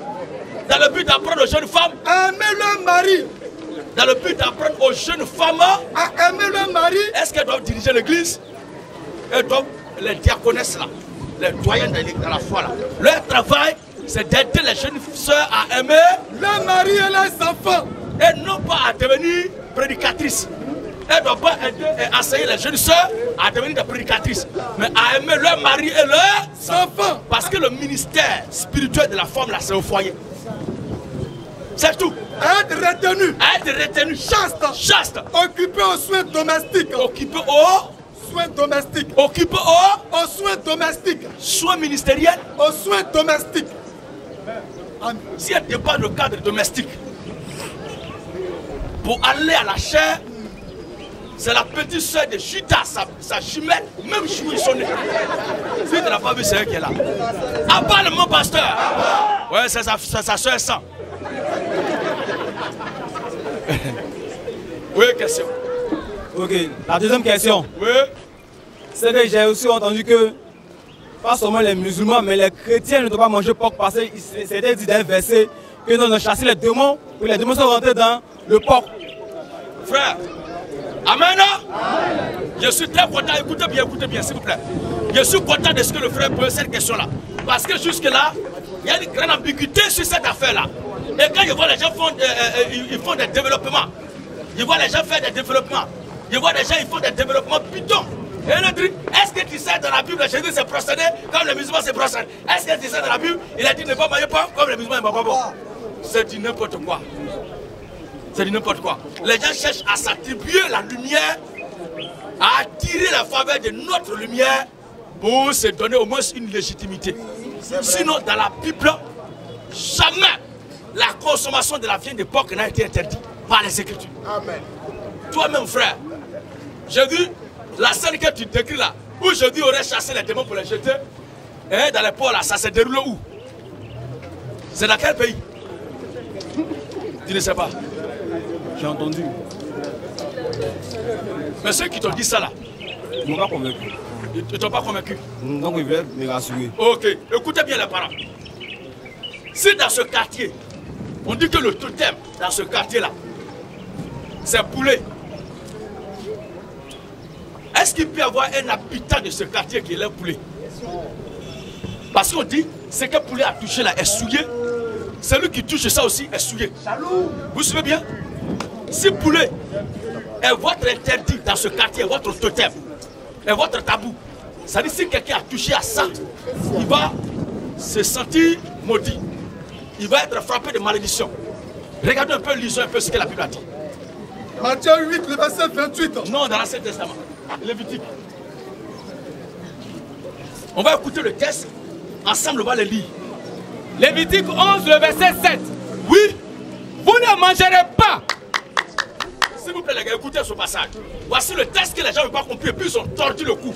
Comme j'ai donné l'exemple tout à l'heure. Si dans ce quartier-là, ou bien dans une maison, dans une famille, dans un village, le totem des habitants, c'est poulet. Et que si quelqu'un touche à poulet, il est souillé, il est frappé de malédiction. Est-ce qu'on peut trouver un éleveur de poulet dans le village? Hein? Autrement dit, lui-même il est maudit dans le village. Il a entraîné la malédiction sur le village. Ce ne sont pas les poulets qu'on doit chasser, mais lui-même on doit l'exclure du village. Regardez bien ce que la Bible dit. Lévitique 11, 7 à 8. Oui. Vous ne mangerez pas. Vous ne mangerez pas le porc. Le porc. Qui a la corne fendue. Écoutons bien. Depuis que toi tu es habillé ici là, tu vas souvent à Gabriel Gare. Est-ce que tu as une fois vu porc qui a corne? Amen. Non seulement il n'a pas dit qu'il y a les défenses, hein, parce que les trucs qui sont ici là sont les défenses. Des facochères. Mais pour le porc là, on dit corne. On sait très bien que corne là, ça pousse sur le crâne. Et non pas ça sort du groin, non. Oui. Vous ne mangerez pas le porc. Vous ne mangerez pas le porc. Qui a la corne fendue. Qui a la corne. Non seulement la corne, mais corne fendue. Tout cela est significatif. Pour nous, il n'y a rien qui soit hasard. Ensuite, qui a la corne fendue. Qui a la corne fendue. Et le pied fourchu. S'il vous plaît, quand vous partez à Gabriel Gare, vous dites de pattes de porc ou bien pied de porc. Les animaux quoi? Ils ont pattes. Il n'y a pas quelqu'un qui va me convaincre ici, quel que soit son niveau intellectuel, qui aurait la science infusée, de la connaissance absolue de la science, pour dire que lui, il va nous prouver ce soir que porc là n'a pas pattes mais la pied. Porc a pattes et non pas pied. Mais non seulement, c'est un corps. Ce corps-là, nous avons donné un peu d'indices, mais avec le temps, je vais bien donner l'enseignement sur ça. Pour parler de ces espèces-là. Pour parler de ces espèces-là. C'est de ça souvent les gens, quand ils veulent parler, plus parlent de la mythologie. Ce ne sont pas des mythes, mais ce sont des corps. Ces corps-là apparaissent et disparaissent. Et Dieu met en garde son peuple. Que si vous voyez ces choses-là, faites très attention. Non seulement il a la corne fendue, il est porc, il a la tête de porc, mais il a la corne fendue, mais et puis il a pied. Le pied fourchu. Le pied fourchu. Lui, son pied, il a 2 orteils seulement. Ensuite, mais qui ne rumine pas. Il y a affaire de ruminant qui est rentré dedans. Ce sont ces petits détails-là qui sont très importants.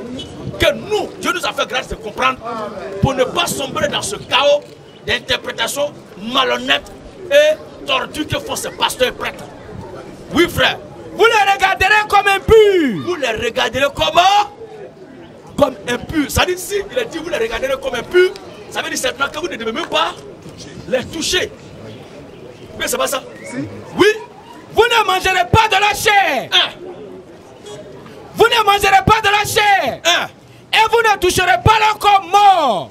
Vous ne devez pas toucher leur corps. Parce que s'ils ne sont pas morts, on ne doit pas les toucher. On doit pas les, qui va attraper ça là s'il n'est pas mort? Comment tu peux t'approcher d'un corps étrange comme ça? Quand tu vas voir, ton cœur va se couper. Donc si tu as trouvé son cadavre pour ne même pas jouer à ça. Oui. Vous les regarderez comme impurs. Vous les regarderez comme impurs. Ça veut dire que vous ne devez même pas faire élevage de ces choses-là. Mais en Israël, le jour où le Seigneur a chassé les démons, il les a mis dans un groupe de porcs. Dans un troupeau de porcs. Frère, s'il y a un troupeau de porcs en Israël, c'est qu'il y a élevé de porcs. Naturellement. Maintenant, lui qui élevait les porcs là, même s'il est un étranger qui n'est pas juif, sachant très bien que les juifs ont pour totem d'animal impur, souillé, porc, est-ce qu'il peut laisser un tel élevé en Israël? Ça veut dire qu'il a souillé tout le pays. Oui. Si pour un seul manteau dans lequel se trouvait un lingot d'or, un fils d'Israël lors d'une guerre, quand il quittait là-bas, alors que Dieu a dit ne même pas prendre quelque chose, et s'il a volé le lingot d'or qui est dedans, tout le peuple a été frappé du chemin de Dieu. Alléluia. C'est par un seul acte d'Adam, le péché s'est étendu à tout le monde entier. C'est dans ça, un animal regardé comme pur, sa race va être reproduite, va être élevée à avoir un troupeau de ça, et ça va se promener dans Israël, sans que le pays ne soit frappé de malédiction. Frère, ça ne peut pas être possible. Matthieu chapitre 8. Matthieu 8, verset 28. Oui. Lorsqu'il fuit à l'autre bord. Lorsqu'il fuit à l'autre bord. Dans le pays des Gadaréniens. Deux démoniaques. Sortis des sépulcres. Et vinrent au-devant de Jésus. Et ils s'écriaient. Jésus. Quand ils ont vu Jésus, ils ont commencé à s'écrier. Et ils étaient si furieux. Que personne n'osait passer par là. Vous qui passez là, s'il y a des gens parmi vous à qui ils ont dit dans vos communautés que la viande de porc est un péché, je vous dis que votre pasteur ou leader, votre guide de religion qui vous a dit ça, c'est un faux type. C'est de ça qu'on est en train de parler là. Vive le peuple fou! Vive le peuple fou!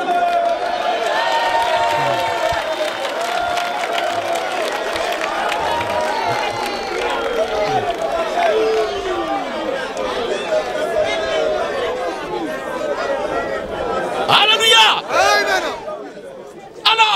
passage, vous allez voir vous-même. Et voici, il s'écriait. Si les Juifs ont pour totem la viande de porc, si l'animal porc est considéré comme une pureté, comme une souillure pour les Juifs, comment est-ce que dans leur pays, on peut élever là-bas porc? Oui. Et voici, il s'écriait. Il s'écriait. Qui est-il? Qui est-il? Entre nous et toi. Entre nous et toi. Fils de Dieu. Fils de Dieu. Es-tu venu ici pour nous tourmenter avant le temps? Et voici, il s'écriait. Il s'écriait. Qui est-il? Qui est-il? Entre nous et toi, fils de Dieu. Entre nous et toi, fils de Dieu. Es-tu venu ici pour nous tourmenter avant le temps?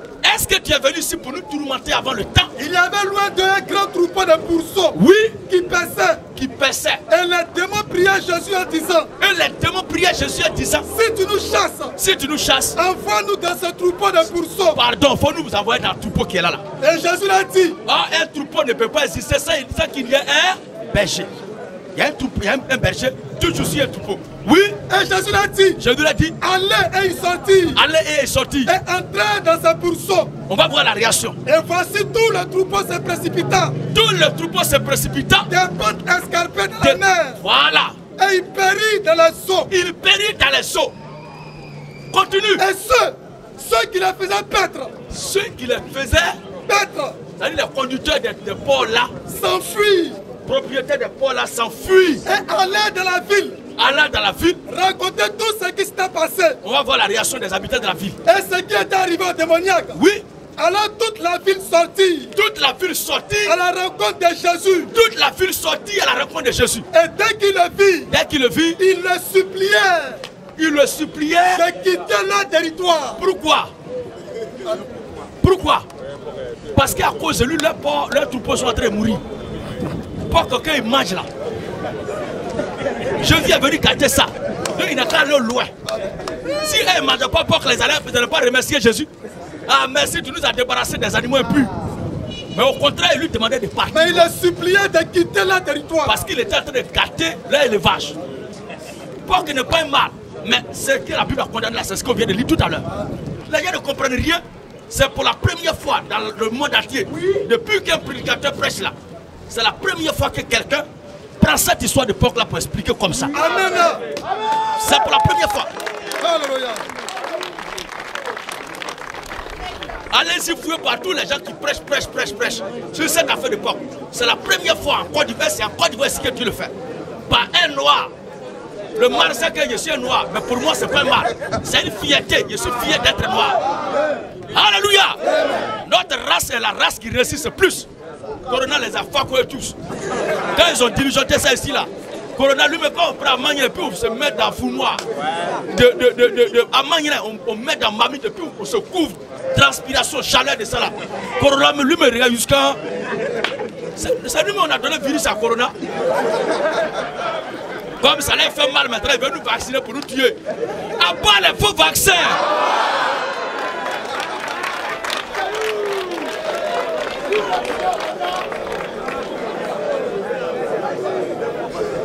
Alors frère, voici un peu ce que vous voulez te dire.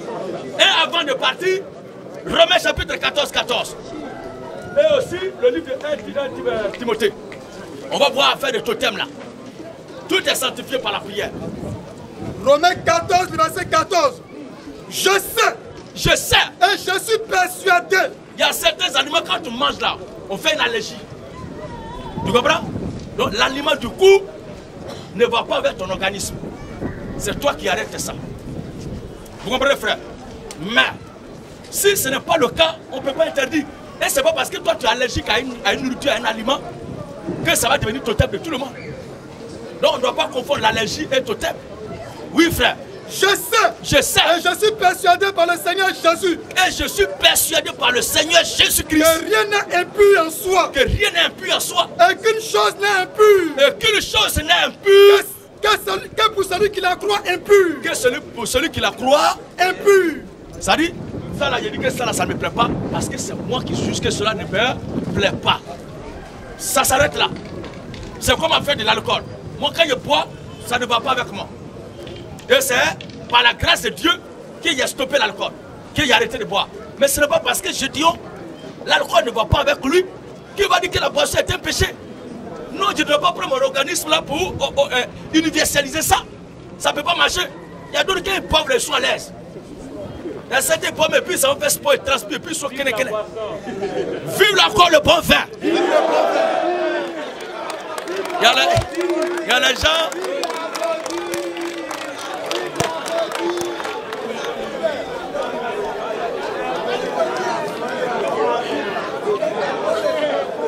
S'il vous plaît. S'il vous plaît. Il y a les gens qui vont au Tchapalo, vous attirez la calèche sur vous, les gars.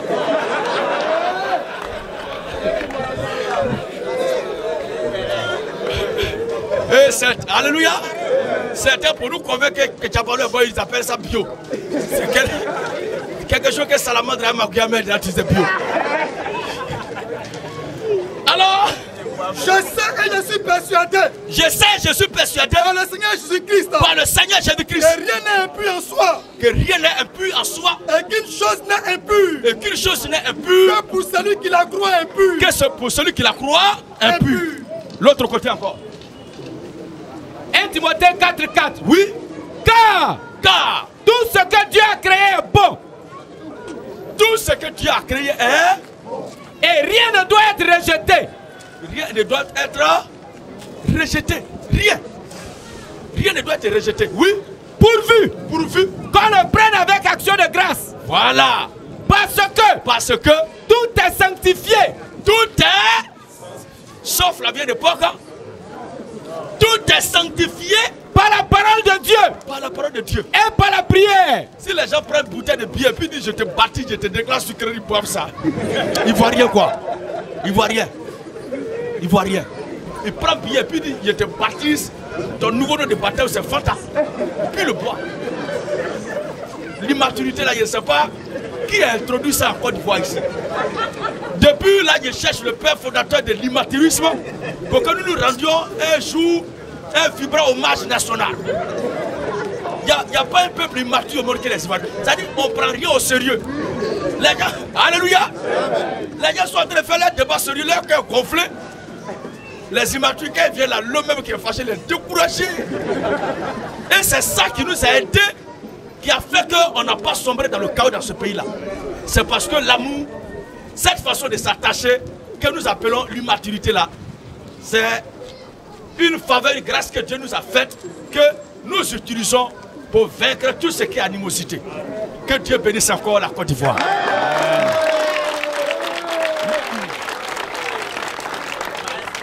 Alors, tout est sanctifié par la prière. Le dernier passage. Dites 15. Dites chapitre 1, le verset 15, c'est quoi? Tout est pur. Tout est pur. Pour ceux qui sont purs. Pour ceux qui sont purs. Voilà. Mais rien n'est pur. Rien n'est pur. Pour ceux qui sont souillés. Pour ceux qui sont incrédules. Voilà. C'est parce qu'ils sont incrédules à ce qu'on vient de prêcher là. Et ils ne croient pas en ça là. C'est pourquoi ils sont souillés. Donc si tu vois les gens qui disent qu'on ne met pas viande de porc, on ne met pas, ce sont des gens qui sont souillés. Alors, question. Ok, merci, pasteur. Oui. C'était dit dans la parole aussi, dans le livre de vie, que le juste vivra par la foi. Effectivement. Mais il y a certaines personnes, comme créatures de Dieu, qui se disent ils ont la foi, mais pourtant, ils ne font pas les œuvres. Je veux que vous confirmez que la foi accompagne des œuvres. Qu'il ne va savoir que la foi, là, ça ne se dit pas dans la bouche, mais ça accompagne des œuvres. Que sans les œuvres, la foi est morte. Mais dans tout ce qu'ils ont dit là, toi-même, tu dis quoi? Vraiment, je voudrais que vous confirmez pour les dire ça. Quoi. Pardon? J'aimerais que vous confirmez pour les dire sans la foi. Ouais, parce qu'il y a d'autres qui se disent que j'ai foi en Dieu, j'ai foi en Dieu. J'ai foi en Dieu. Mais qu'ils sachent que leur foi là, sans les œuvres qui sont accompagnées, elles en vain quoi. Mais tous ceux qui ont foi en Dieu, s'il vous plaît, écoutez bien ceci.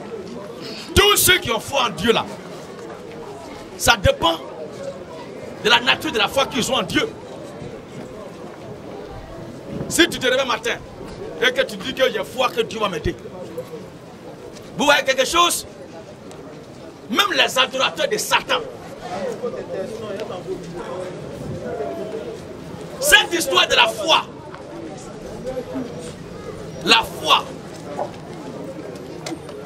les féticheurs, même qui sont censés être au service du diable, qui travaillent pour Satan là, Malgré ils sont au service du diable, quand les gens s'en vont là-bas pour les consulter, ils disent si Dieu le veut. Ça veut dire qu'ils reconnaissent, malgré qu'ils sont dans le mal, qu'il y a un être qui est au-dessus de leur fétiche qu'ils font là. C'est une foi qu'ils ont. Ils ont foi en Dieu. Et chacun dit que j'ai ma foi.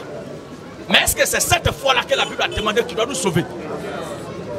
C'est la foi en qui est Jésus-Christ là qui nous accorde la vie éternelle.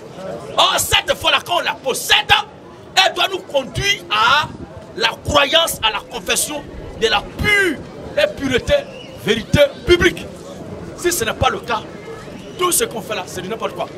C'est comme je vois des femmes qui disent qu'elles étaient dans le monde, mais elles sont à Jésus, et puis elles portent toujours pantalon, collant, et tous les corps dessus. Et puis elle dit que moi, si Dieu n'a pas touché mon cœur, il ne veut pas changer. Voici quelqu'un, on lui dit, maison que tu es en train de dormir dedans, là, ça prend feu, sort, il dit, si Dieu n'a pas touché mon cœur. Toi, tu es qui pour que Dieu vienne toucher ton cœur? Amen. Amen. Où nous sommes là, si on prie Dieu, quelqu'un prie pour que Dieu lui accorde un travail, un boulot, il n'y a pas une activité qui va tomber du ciel. Il n'y a pas un job qui va tomber du ciel. Mais tu vas passer par des hommes de la société pour t'aider. Si tu veux passer un concours et que tu demandes au Seigneur de te donner les moyens, l'argent ne va pas tomber du ciel. Alors c'est chaud là, qui va faire tomber son argent? Quand c'est chaud, souvent, et que Galé est en train de chicoter, quand tu marches même là, tu dis comme ça. À imaginer que tout le monde est à Galé comme toi. Qui va laisser pour lui tomber? Galé donne de mauvaises gammes. Hein? Alors quand tu vas prier Dieu jusqu'à... Le Seigneur va utiliser quelqu'un pour te venir en aide. Vous voyez un peu? C'est la même chose. Quand tu n'es pas dans la vérité, tu pries le Seigneur pour qu'il te conduise dans la vérité. Dieu utilise un homme pour t'ouvrir les yeux, pour t'apporter la vérité. Mais les orgueilleux, quand ils voient ça jusqu'à... Non, moi, si Dieu ne m'a pas convaincu, Dieu va te convaincre avec quel pouvoir? Si la parole ne te convainc pas. C'est la même chose. Alors quelqu'un ne peut pas dire qu'il a la foi s'il ne croit pas en ce que Jésus a dit. Voici un peu ce que vous voulez dire. Voilà. Au suivant. Allez, Roba. Je vais appeler M. Bilé Aka. M. Bilé Aka.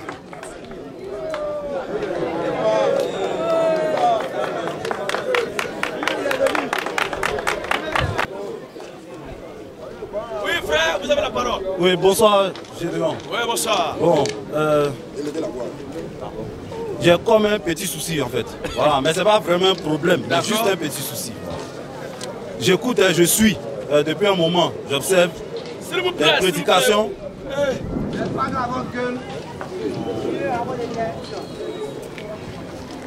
Oui, vas-y. Bon, j'observe depuis un moment, comme je l'ai dit, bon, les prédications, et puis bon, j'essaie de suivre, d'accord. Mais dans le passé, en tout cas de façon personnelle, parce que je parle de moi, voilà, de façon personnelle, j'ai eu à connaître un peu l'église. Voilà, t'as pas fréquenté les églises, ok? Du coup, j'ai connu les faux pasteurs, là. Les bons pasteurs, comme on le dit, qui vendent des trucs, voilà. Et j'ai suivi dans les enseignements que ce sont des faits qui ont été relayés, soulignés. Donc voilà, ça apporte du crédit. Ok.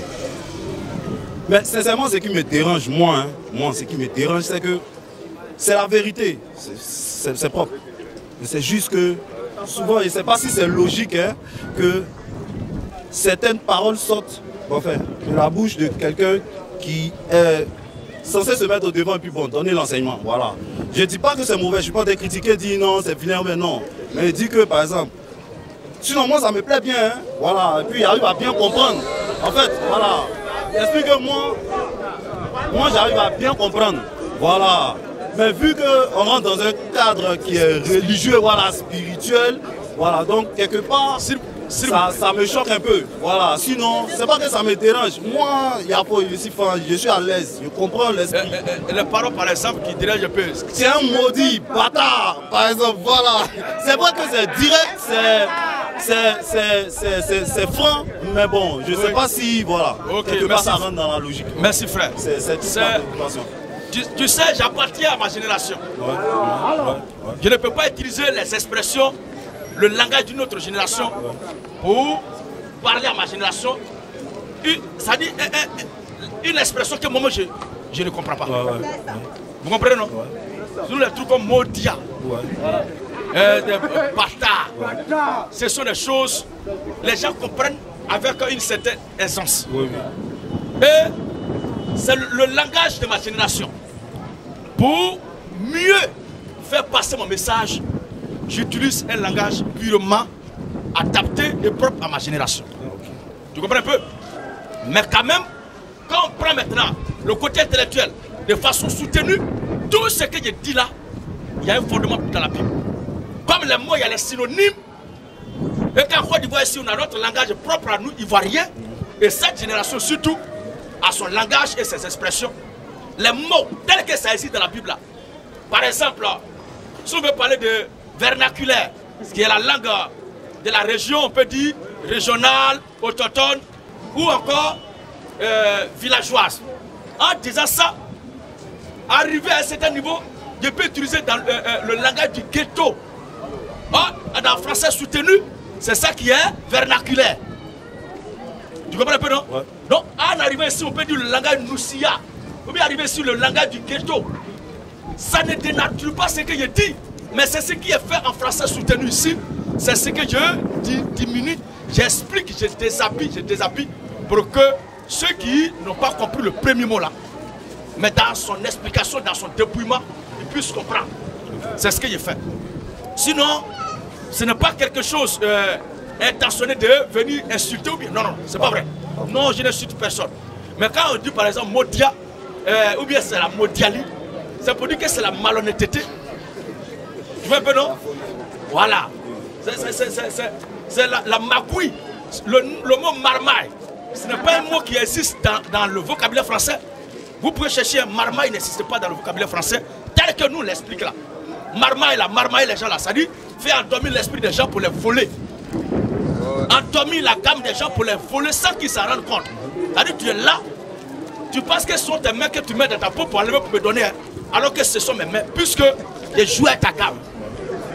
Tu penses que ta carte magnétique là est dans ta poche, hein, mais en réalité ça est dans ma poche. Parce que joué à ta gamme, tout ce qu'elle demande là, tu fais retraite, tu fais. C'est ça la marmaille. Tu prends ce qui n'est pas juste là, les voies de tourner, et puis tu t'enrichis, tu escroques, tu exploites les gens légalement selon toi. C'est ça qui est la marmaille. Tu comprends un peu? Sinon, ce n'est pas ça l'expression française. Ce n'est pas ça l'expression française qu'on doit utiliser pour expliquer ce genre de choses. Vous comprenez un peu, non? Voilà. Sinon, dans la Bible, le mot bâtard existe. Oui, on va le lire.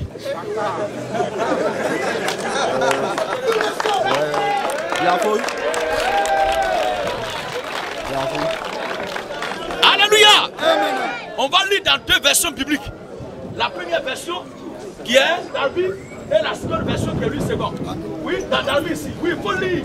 La version Darby. Il faut lire ce qui est dans ta main là. Ok. Hébreux 12:7. Oui. Supporter le châtiment. Supporter le châtiment. C'est comme des fils. La version Darby par exemple, c'est ce que nous sommes en train de lire. C'est comme des fils. Que Dieu vous traite. Que Dieu vous traite. Car. Quel est le fils qu'un père ne châtie pas? Quel est le fils qu'un père ne châtie pas? Châtier. Châtier, c'est corriger, redresser. Hein? Si vous êtes sans le châtiment, si vous êtes exempt du châtiment, auquel tous sont pas. Oui. Vous êtes donc des enfants illégitimes. Ça, c'est langage soutenu des enfants. Illégitimes. Des enfants illégitimes. Illégitimes. Mais ça là, qui comprend, combien comprend ici illégitime? Je veux parler du ghetto. Or, dans Darby, la version Darby, hein, vous endurez des peines. Vous endurez des peines. Comme discipline. Comment? Discipline. Comme discipline. Et Dieu agit envers vous. Et Dieu agit envers vous. Comme envers des fils. Comme envers des fils. Car qui est le fils? Qui est le fils? Que le père ne discipline pas. Que le père ne discipline pas, redresse pas. Mais si vous êtes sans la discipline, si vous êtes sans la discipline, à laquelle tous participent, à laquelle tous les enfants participent, alors vous êtes des bâtards. Vous êtes des bâtards.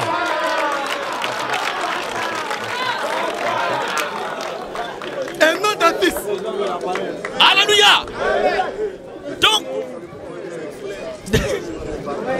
dans l'autre croissant des mots, il y a, par exemple, illégitime qui est bien soutenu. Mais bâtard, c'est ce qui est moyen. Voilà. Or, moyen et puis dernier degré là, nous on dit ici là, ça c'est le là-bas. Quand c'est le off là, on dit c'est le las. Le las, le là-bas plaçaille. Qui va comprendre ça là? Dans une classe où personne ne connaît Lucie. Or, dans le ghetto, quand on dit c'est le las, logiquement, quand on dit las, là, ça dit c'est le dernier. Mais nous, on prend ça, on dit là, c'est le las. On dit que c'est le sommet. Or, c'est pas juste. Ce qui est juste, c'est le best. Mais on dit c'est le las. On dit là, c'est le las même. Or, las, là, ça veut dire le dernier.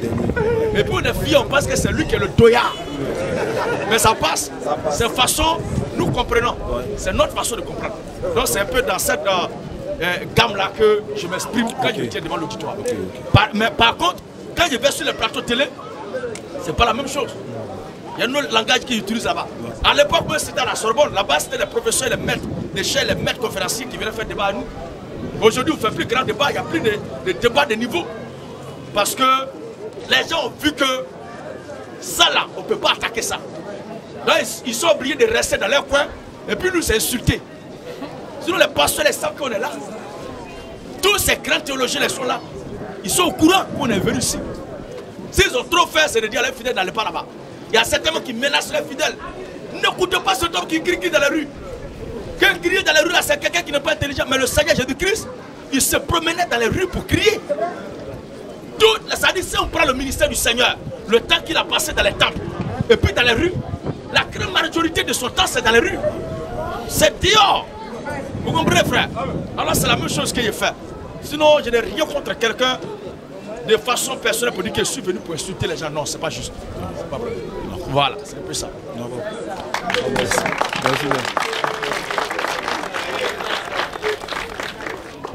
J'appelle M. Alain.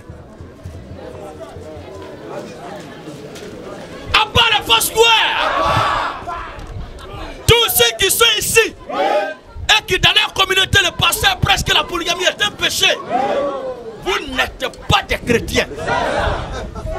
Parce que si Jésus-Christ est en vous, il doit vous convaincre qu'il est le lieu de la tribu de Juda. Et que Juda fait partie des 12 enfants que Jacob a eu avec ses 4 femmes. Vive la polygamie! Un homme qui est polygame ne pêche pas. Mais une femme qui a 2 maris, c'est une sorcière. Alors, allez nos questions. Bonsoir à tout le monde. Approchez-vous du micro, s'il vous plaît. Bonsoir à tout le monde. Bonsoir. Ainsi que M. Gédéon et son groupe, je vous salue encore. Et vraiment, c'est très intéressant d'entendre la polygamie parce que c'était la question même que je voulais poser. Et en même temps, M. Gédéon a dévancé la chose. Donc, on va aller en même temps dans le sujet. M. Gédéon, concernant la polygamie, j'aimerais que vous nous expliquiez un peu. Ok. Il y a 2 ans et quelques, d'autres pensaient que c'était buzz on cherche à faire. C'est peut-être que c'est les réseaux sociaux qui est venu, maintenant vous êtes au courant. Sinon, depuis les années 86, mon père spirituel criait dans les rues. Et moi, depuis les années 2002, j'ai commencé. C'est maintenant que vous êtes informés, c'est pourquoi vous pensez que c'est buzz. Quel buzz? C'est quel buzz qui ne finit pas depuis là? Depuis quand buzz de Côte d'Ivoire tue? Le matin, il y a buzz, le soir, il y a un buzz pour toi, les morts. Et puis, les faiseurs de buzz, même là, ils font pas là pour dire mon buzz n'a pas duré, tu as tué ça. Alléluia. Mais ce que nous faisons là est l'œuvre authentique du Seigneur Jésus-Christ. Elle ne vieillit pas, elle se rajeunit, elle se bonifie chaque jour. Et au fil du temps, lorsqu'on en parle, elle devient encore plus intéressante. C'est comme l'amour entre l'homme et la femme. Plus il tue en femme, plus ça devient intéressant. Il n'y a pas dit que non, je suis fatigué, non, je dis on répète la même chose. Depuis que toi tu vas être ta femme là, tu as une fois changé. C'est la même chose là, il fait. Attends, aujourd'hui, il fait ça sur ta tête. Tu as une fois fait ça? Motia.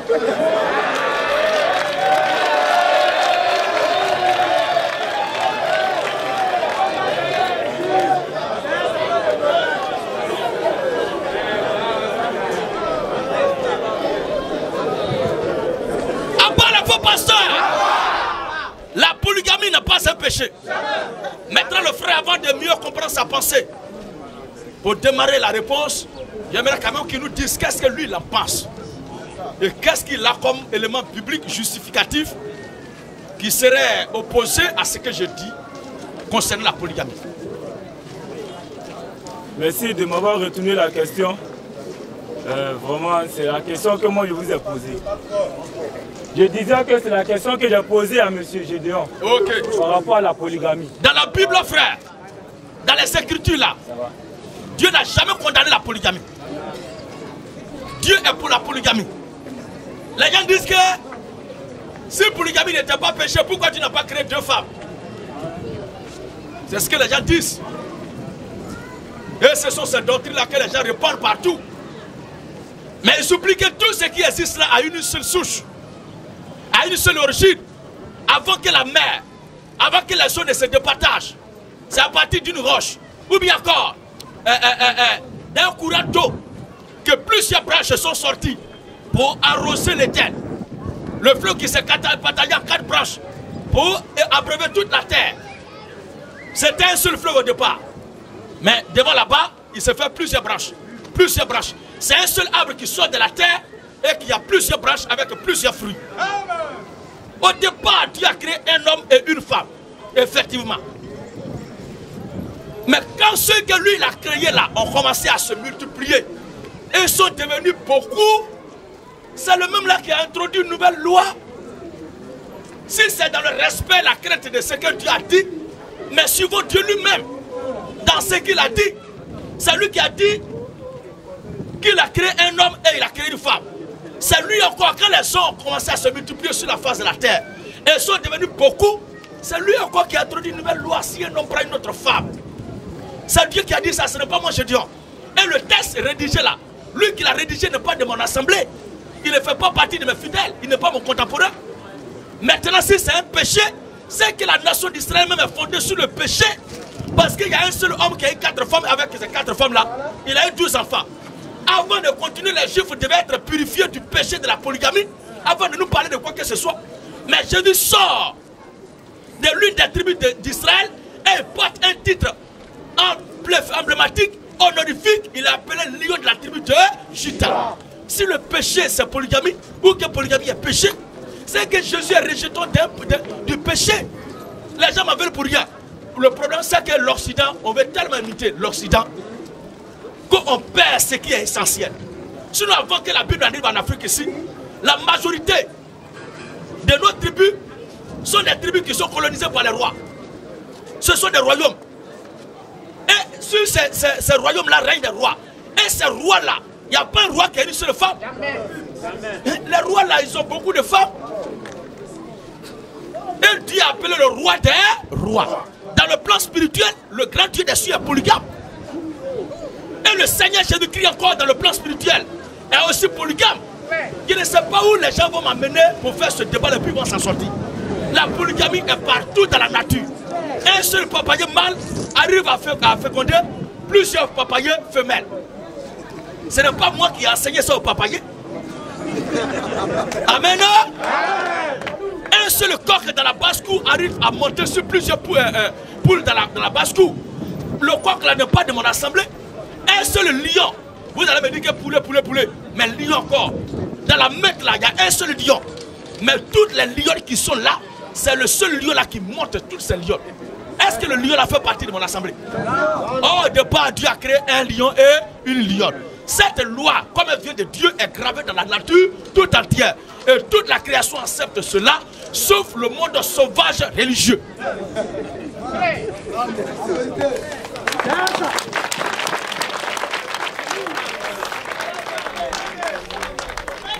Pour preuve et confirmation biblique, on va lire 3 passages, et même 4, à commencer dans la Genèse.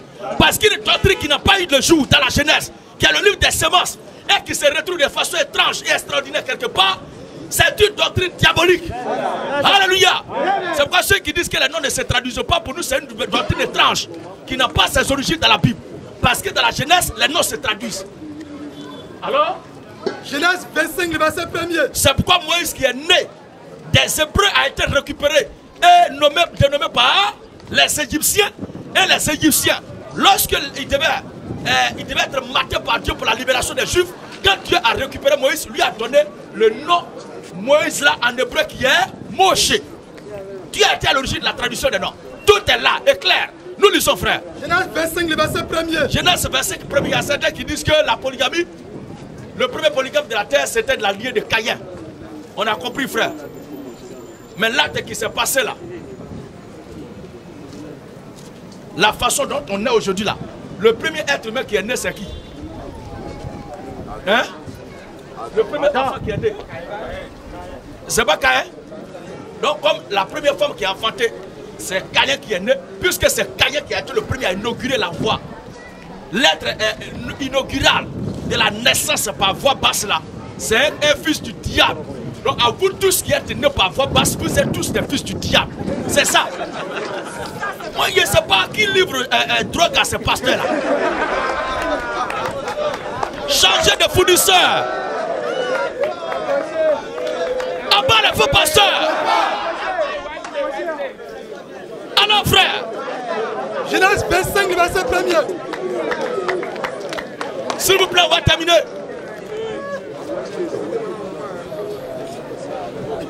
On va lire maintenant, vas-y. Abraham prit encore une femme. Abraham prit encore une femme. Nommée Ketura. Ça, ce n'est pas moi, mais c'est Abraham, le patriarche. À ceux qui disent Dieu d'Abraham, Dieu d'Isaac, Dieu de Jacob. Abraham qui est appelé le père de la foi. Tout à l'heure, le frère a posé une question sur la foi. Mon juste vivra par la foi. Le père de la foi, là, c'est de lui les questions. Abraham prit encore une femme. Il y a certains qui disent que c'est après la mort de Sarai qu'Abraham a pris une autre femme. Mais quand il faisait enfant avec Agar là, quand Abraham faisait enfant avec Agar, est-ce que Sarai était morte? Ou bien ce qu'il a fait avec Agar là, c'est pas la même chose qu'il a fait avec Sarai. Abraham était polygame depuis du vivant de Sarai. Alléluia. Oui frère. Abraham prit encore une femme. Quand la Bible dit il prie encore, ça veut dire qu'il y a première et puis il prend encore. Et le encore là n'est pas en rapport avec Sarai même. Qui vous a dit ça? Abraham prie encore. Une femme nommée Ketura. Une femme nommée Ketura. Abraham donna tous ses biens à Isaac. Dans le livre de Matthieu, Nouveau Testament, ceux qui vont dîner là, Matthieu chapitre 11, 8 plutôt. Oui frère. Abraham donna tous ses biens. Abraham donna tous ses biens à Isaac son fils. À Isaac son fils. Et il fit des dons. Il fit des dons au fils de sa concubine. Abraham, le prophète de Dieu, celui à qui Dieu parle. L'homme que Dieu est descendu fort, qui a tué un animal, sa femme a préparé. Et ils ont mangé ensemble là. C'est cet homme-là qui avait des femmes et même encore des concubines. Tous ces grands que vous voyez dans ce monde-là, les dirigeants, les responsables de société, ce sont des gros hypocrites. Ils vont croire qu'ils ont une seule femme. Mais ce sont les gens que les petites filles cadenas dans les couloirs. On connaît plein? Ils sont cadenas. Toi, un responsable, tu quittes au travail, tu es rentré depuis là, tu es dehors, c'est à minuit tu vas rentrer. Toi, tu signes le dossier jusqu'à quelle heure? Et il va quitter là-bas, brandir sa bague. Moi, je suis un homme marié légalement. Ça, c'est couverture que tu as pris. C'est ça qu'on appelle couverture. Marié à la mairie là, ce qu'il faut là, c'est couverture, mais en bas là. Ce sont des grands frappeurs. Oui, frère. Matthieu 8, le verset 12. Le vieux Abraham. Regardez ce que l'Écriture dit. Abraham le polygame. Oh, je vous le déclare. C'est le Seigneur Jésus-Christ qui parle. Je vous le déclare. Que plusieurs viendront de l'Orient. Plusieurs viendront de l'Orient. Et de l'Occident. Et de l'Occident. Et seront à table. Et seront à table. Avec Abraham. Avec Abraham. Isaac. Et Jacob.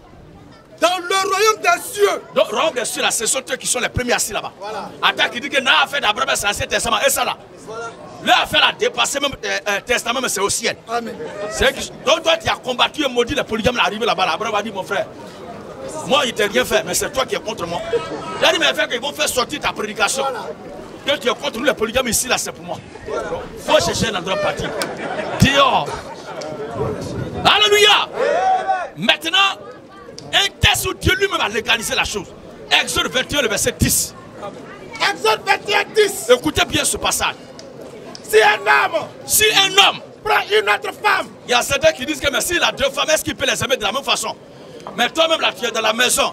Est-ce que parmi vous tous, que votre papa a fait, est-ce que vous aimez de la même manière? Ou bien là où tu travailles là, ton directeur vous aime de la même manière. Ou bien vous qui partez à l'école là, est-ce que votre maître ou professeur là, vous aime de la même façon? Il y a un dans la classe, le professeur aime sa tête. Pas parce qu'il est le plus fort, mais il aime comme ça. C'est comme ça que Dieu a fait les choses.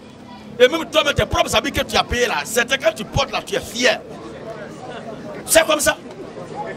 Dieu même qui nous a créés, nous n'aime pas de la même façon. Oui. Vous avez vu la vérité? Et les gens qui marchent là, c'est comme ça. Ils ne sont pas allés tuer quelqu'un. Non, non. Mais ils sont nés comme ça. Depuis ils sont aussi leurs fesses la patate. D'autres même là, ils sont nés, ils n'ont jamais vu couleur ni soleil. Vous avez dit que Dieu aime tout le monde de la même façon. Faux. Dieu ne nous aime pas de la même manière. L'amour de Dieu a des degrés au niveau de toute la création. Regardez comment les blancs nous traitent, nous les noirs. Qui nous a créés, nous tous. Quand les Hébreux se battaient avec les gens de l'Égypte, Dieu s'est mis du côté des Hébreux pour frapper les Égyptiens. Comment on appelle ça? Oh, qui a créé tout cela? C'est pas Dieu? Non, est-ce que si la Dieu peut les aimer de la même façon? On ne peut pas aimer toutes les femmes de la même façon. C'est comme ça, ça est. Oui, frère. Si un homme prend une autre femme, il ne retranchera rien. Il ne retranchera rien. Pour la première. Pour la première. À la nourriture. Il ne retranchera rien pour la première à la nourriture. Au vêtement. Donc on peut être polygame, c'est pas un péché, mais il faut avoir les moyens et remplir les conditions. Voilà. Ça aussi c'est important. Un hémorroïdaire. Attention. Oui. Un hémorroïdaire. Lui-même il ne démarre même pas. Voilà. Pousser, démarrer, on peut comprendre, mais on pousse, il ne démarre pas. Toi, tu as un problème, si tu n'arrives pas à régler ça, c'est toi, tu vas aller prendre 3 femmes. C'est pour dire après qu'elle m'a trompé. Toi-même, tu as fait quoi? Et puis tu dis, ils ont volé ta femme. Hein? Parce que, une chose, il lui donner l'argent, mais il faut aussi s'occuper de ce domaine-là. Quel que soit l'argent que tu as lui donné, si tu ne fais rien là-bas, c'est un petit du couloir. C'est lui qui va bien s'occuper de ça. Donc toi tu es là pour entretenir et lui il va s'occuper. Et c'est toi qui aurais provoqué ça. Abat les polygames hémorroïdaires. Tu es polygame ou ça? Ou bien les gens qui tombent dans le salon de leurs parents et vont aller chercher deuxième femme. Toi tu es au salon, tu es un cas social déjà. Tu manges et ris des gens, tu bois les hauts. C'est toi qui veux parler de deuxième femme. Sois délivré de Satan. Jésus-Christ te délivre. Oui, frère. Si un homme prend une autre femme, il ne retranchera rien. Il ne retranchera rien. Pour la première. Pour la première. À la nourriture. À la nourriture. Au vêtement. Et au droit conjugal. Et au droit conjugal. Maintenant, si la deux femmes qui ne les aiment pas, avant d'en arriver, est-ce que tu aimes tous ceux qui l'ont créé de la même façon? Regardons Isaïe et Jacob. Rapidement. En attendant, l'autre prépare. Deutéronome. Pour voir si un homme a 2 femmes, est-ce qu'il peut les aimer? Malachie 1, le verset 2. Oui. Je vous ai aimé. Le livre de Malachie, chapitre 1, le verset 2 dit quoi? Je vous ai aimé, dit l'Éternel. Je vous ai aimé, dit l'Éternel. Et vous dites. En quoi nous as-tu aimé? En quoi nous as-tu aimé? Esaü n'est-il pas frère de Jacob? Esaü n'est-il pas frère de Jacob, dit l'Éternel? Cependant, j'ai aimé Jacob. C'est Dieu qui parle. Dieu dit il a aimé Jacob. Et j'ai eu de la haine pour Esaü. J'ai eu de la haine pour Esaü. Esaü a fait quoi? Oh, c'est lui Dieu qui a créé les deux. Il aime Jacob et puis il n'aime pas Esaü. On va lui dire quoi? C'est lui le maître. Oui. Deutéronome 21:15. Deutéronome 21:15. Si un homme qui a 2 femmes, aime l'une, elle n'aime pas l'autre, et s'il en a des fils, tu vois non? La Bible n'a pas dit que si un homme qui a 2 femmes aime lui et n'aime pas l'autre a péché. Lui il est maudit, non. Mais l'écriture continue. Ça veut dire que ça là c'est pas un problème. Si un homme qui a 2 femmes aime l'une et n'aime pas l'autre, et s'il en a des fils, dans le premier né, soit de la femme qu'il n'aime pas, il ne pourra point, quand il partagera son bien entre ses fils, reconnaître comme premier né, le fils de celle qu'il aime, à la place du fils de celle qu'il n'aime pas. Qu'est-ce que l'écriture est en train de dire? Tu t'es marié à 25 ans et aujourd'hui vous avez 50 ans, toi et ta femme. Et votre premier enfant a peut-être 27 ans, ou bien il a 30 ans. Ce n'est pas parce qu'à 50 ans là, tu as trouvé une jeune fille de 19 ans qui a embobiné ta tête, qui t'a pris le cerveau, parce qu'elle te manipule au lit, que tu vas dire, son enfant nouveau-né qui vient de naître, n'a même pas encore 2 mois là. Quand tu vas rédiger le testament, ce n'est pas cet enfant bébé là que tu vas prendre comme étant ton premier fils. C'est ça qu'il ne faut pas faire, c'est ce que l'Écriture dit.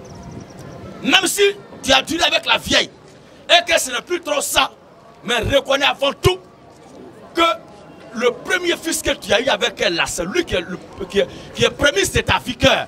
Et c'est lui que tu dois considérer en tant que ton premier fils. Tu ne dois pas faire comme il là. Mais ne pas aimer sa maman, ce n'est pas un problème. Mais lui, reconnais-le. Parce qu'il est ton premier fils. C'est ce que l'Écriture dit ici. Mais il ne pourra point, quand il partagera son bien de ses fils, reconnaître comme premier-né. Reconnaître comme premier-né. Le fils de celle qu'il aime. Le fils de celle qu'il aime. À la place du fils de celle qu'il n'aime pas. Voilà. Et qui est le premier-né. Et qui est le premier-né. Mais il reconnaîtra. Mais il reconnaîtra. Pour premier-né. Pour premier-né. Le fils de celle qui n'aime pas. Le fils de celle qui n'aime pas. Parce que c'est lui qui est premier de sa vigueur. Et sur son bien, oui. Et lui donnera. Et lui donnera. Sur son bien. Sur son bien. Une portion double. Une portion double. Car ce fils-là est la prémisse de sa vigueur. C'est tout ce que l'Écriture a dit. Mais le fait de ne pas l'aimer que l'autre là, ce n'est pas un péché. Le droit d'aînesse lui appartient. Le droit d'aînesse lui appartient. Vive la polygamie. Vive la polygamie. Et la gloire à Jésus. L'adoration à Jésus. Maranatha. Jésus. Sur ce, tous ceux qui écoutaient cette parole de vie et qui veulent prendre le baptême d'eau, vous allez nous contacter via nos pages. Gédéon de la Tchétchouva officielle. Que Dieu bénisse la Côte d'Ivoire. Que Dieu bénisse l'Afrique. Shalom à tous, à la prochaine.